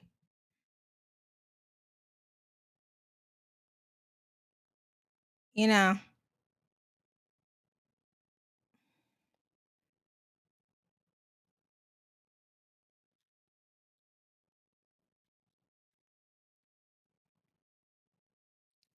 But it is true that there's this idea that like women are lying about being single by choice. I think a lot of women are single, but I think a lot of women are single by choice, meaning that they would rather be single than spend 1 minute with a man that they do not genuinely enjoy being around. To me, that's single by choice.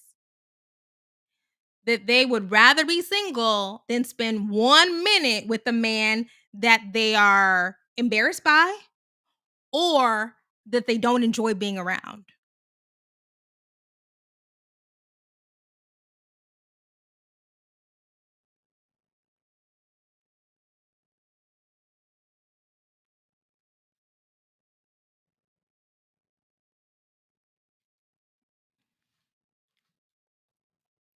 Okay, we're about to okay, it's time to wrap this up, girl.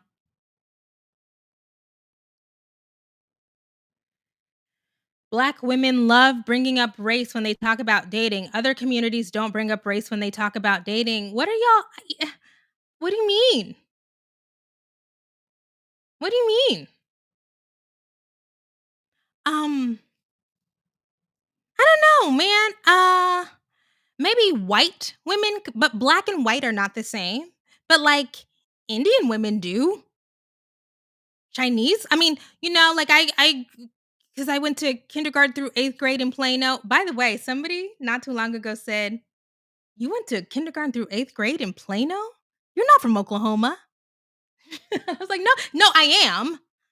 I was born in Oklahoma. I went to high school in Oklahoma. My whole family's from Oklahoma. I have an Oklahoma driver's license. Like, I am."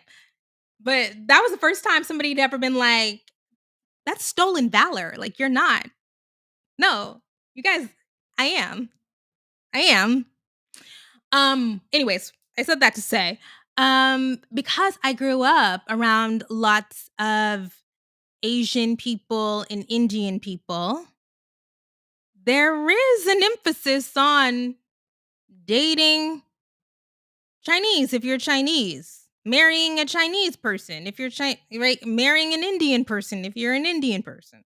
Like, they do have their defectors for sure, but there is a a cultural maintenance part of marriage for them. I don't know why we act like that's not a thing.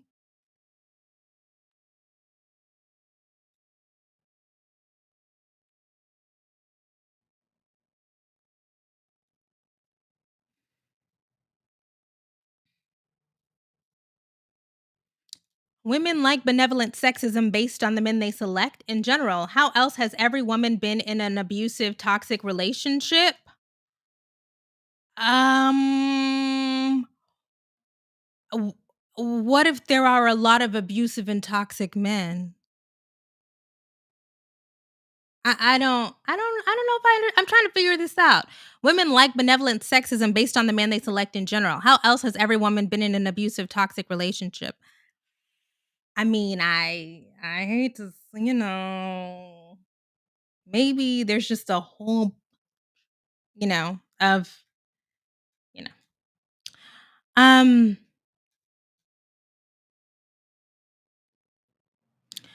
Even if housing childcare was cheaper, we'd still see these patterns. Women have choices now. Why have babies when you can fly to Jamaica and Bali with your girlfriends?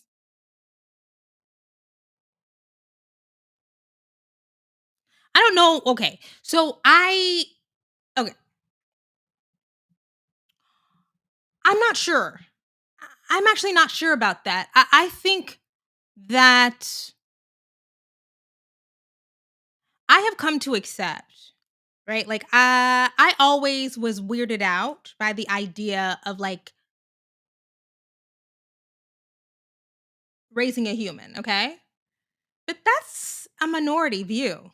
It's always been a minority view. Like, I'm actually not at all in denial about the fact that it is still the case that most women, literally, like, now we're at 70 to 75% of women are gonna raise a kid.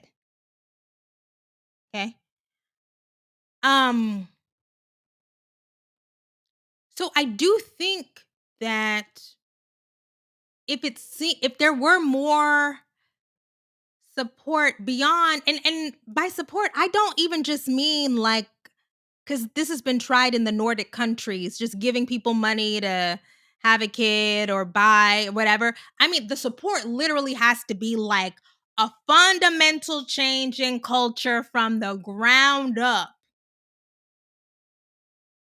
What men do, what women do, what the government does in relationship to what men and women do, I mean, it would be a lot. But if we're not going to get that, then yeah, women are going to choose going to Jamaica and Bali.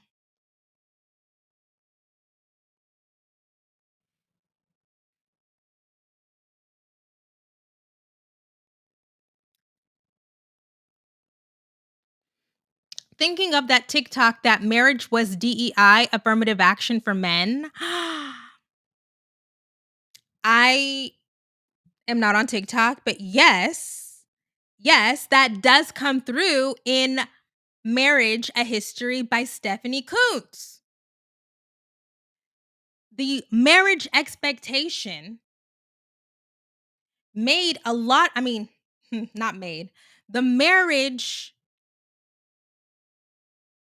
expectation, the normalization of marriage and the lack of access to resources, okay? It's the social shame, it's the lack of access to resources and opportunities, stable employment.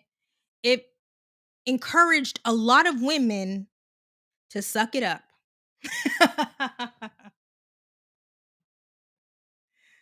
Okay? To just ooh, what was the phrase that was in the book? Like, there was some British woman in like, was this the Victorian era where she said something like, "Oh, when my husband wants to have sex, I just, she was giving advice and she said, just lay back and think of England or something like that. Like the idea of just suffer through it, girl. Okay? You're just trying to get from point A to point B. We're just trying to get from here to there. Okay? Um Women don't want to do that anymore. The y- the choice is not between desperate lonely spinster or choose a man that you don't like. Not like now the choice is between uh going to Bali or hanging out with your friends or I don't know, watching YouTube and hanging out with a man that you don't like.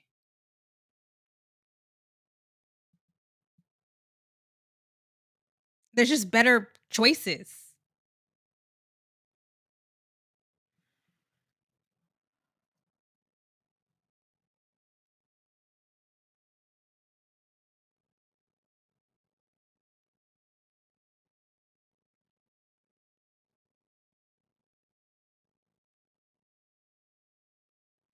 Okay, Aaron says women with post grad degrees are most likely to be married. Yes, that is true. That is true. And I guess that's how I came up with like the analogy of like pool A, professional degree, like PhD, and then like they're going, they're dipping, dipping, dipping, dipping down. Okay, so it wasn't really that elitist because that is what's happening.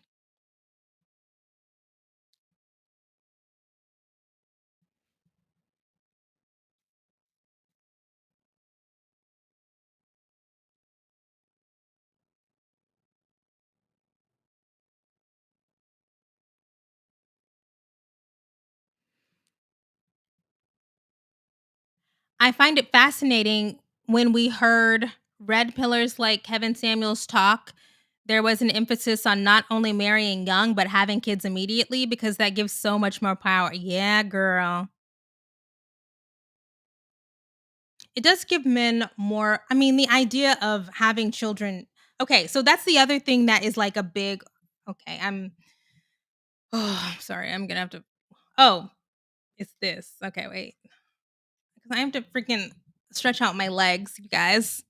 We're about to we're gonna wrap this up, okay? Okay. So the other thing is now, not my energy drink being exposed over there. Women also, and this is a class thing, okay? So this is class that women find more enjoyment and root more of their self-esteem in professional success that they are desiring to delay childbearing and go back to work after. Like the idea of get married and have a baby when you're 22 or whatever, it works if you don't do work that you enjoy, if you don't have professional ambition. that works. And it's okay not to have professional ambition. It is. The thing is, though, the thing that gets like a little tricky is now we are increasingly in a winner take all economy where the children of the people who are highest up, those kids have always done the best, but they're going to be able to do way better, many times better, have multitudes more opportunities for success than the children of the people who aren't doing the best. And so there's like a weird, is it weird? There is a thing happening now where if you want to make sure that your children have the most opportunities for success, that they can take advantage of every summer camp and extracurricular activity and get every lesson and all of the tutoring and all of the experiences, drop it dropping out of the workforce. It's going to be real. Even if you want to drop out of the workforce, can you afford it? Are your kids going to suffer because you can't provide them the special athletic, what do people do for training or whatever? I think that's a real thing. Those are the divisions. Like increasingly the stratification is, and actually we see this in those reading scores, those test scores. The stratification is the kids at the top are doing way better and the kids at the bottom are doing way worse. It's the gap is getting so large that that's bringing all of the American test scores.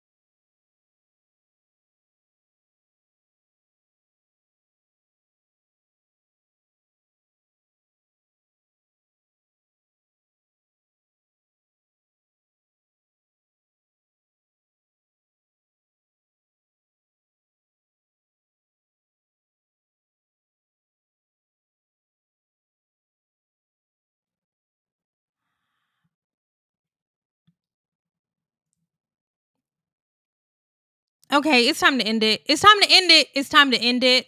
It's time to end it. Um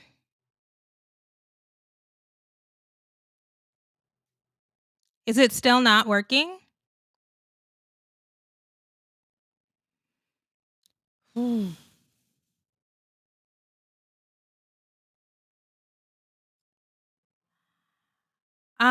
So promises I can keep is old.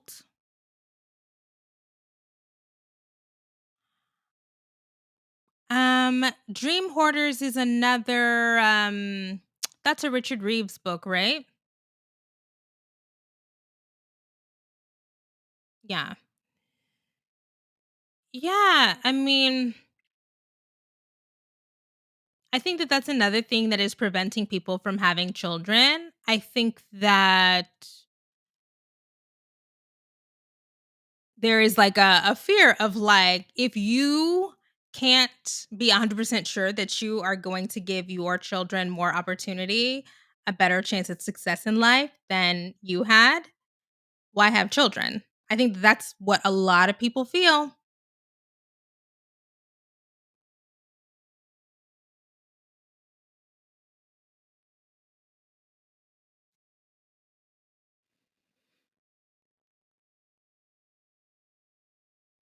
To my post grad women, if you prefer a breadwinner man over a 50-50 man, you like benevolent sexism?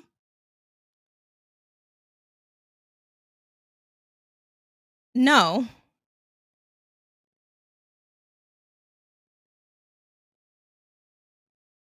No.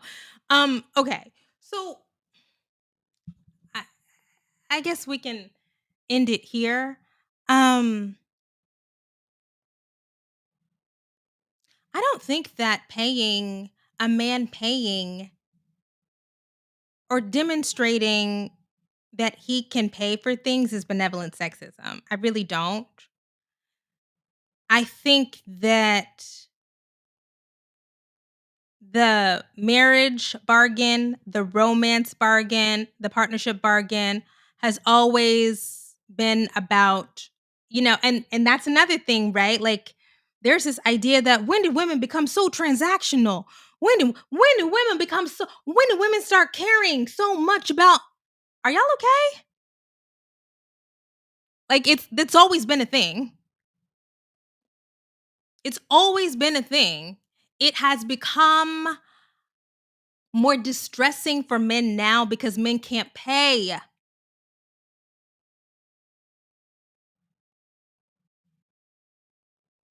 right? Like there's less assurance that men can, maybe they didn't do 100-0. Maybe they used to do 60-40 or 70-30. Fewer and fewer men can do 70-30. Fewer and fewer men can do 60-40.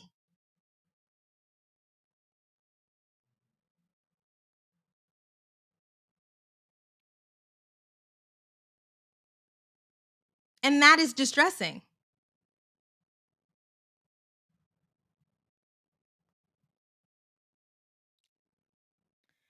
Um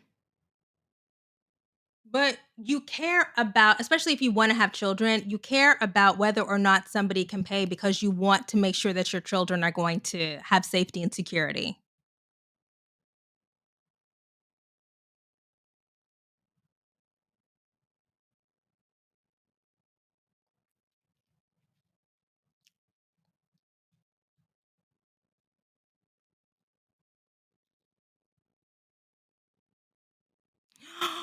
Okay, okay.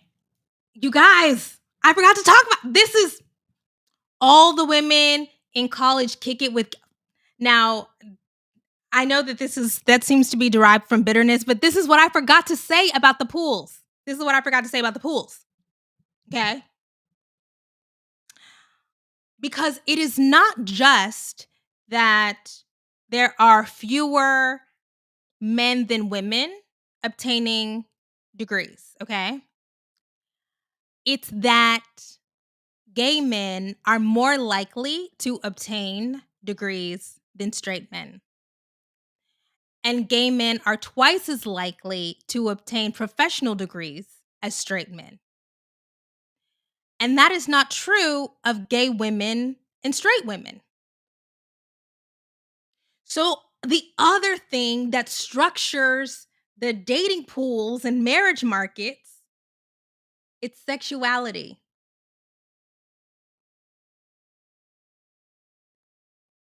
Because gay boys do better in school. They finish.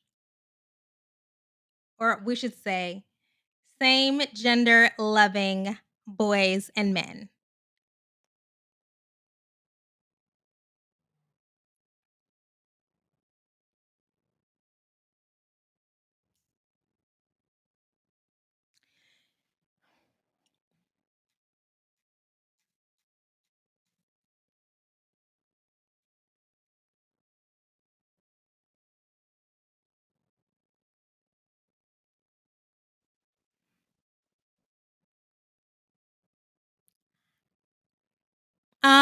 So actually, okay, this is like the last thing I can say on this. The paper that I read about this actually said that lesbian women do worse in school than straight women. I don't know what that's about. I don't know what that's about. gay boys and gay men do better than straight men, but lesbian girls and gay women do worse in school and complete degree programs at a lower rate than straight women. I don't know. I don't know. I haven't looked into it.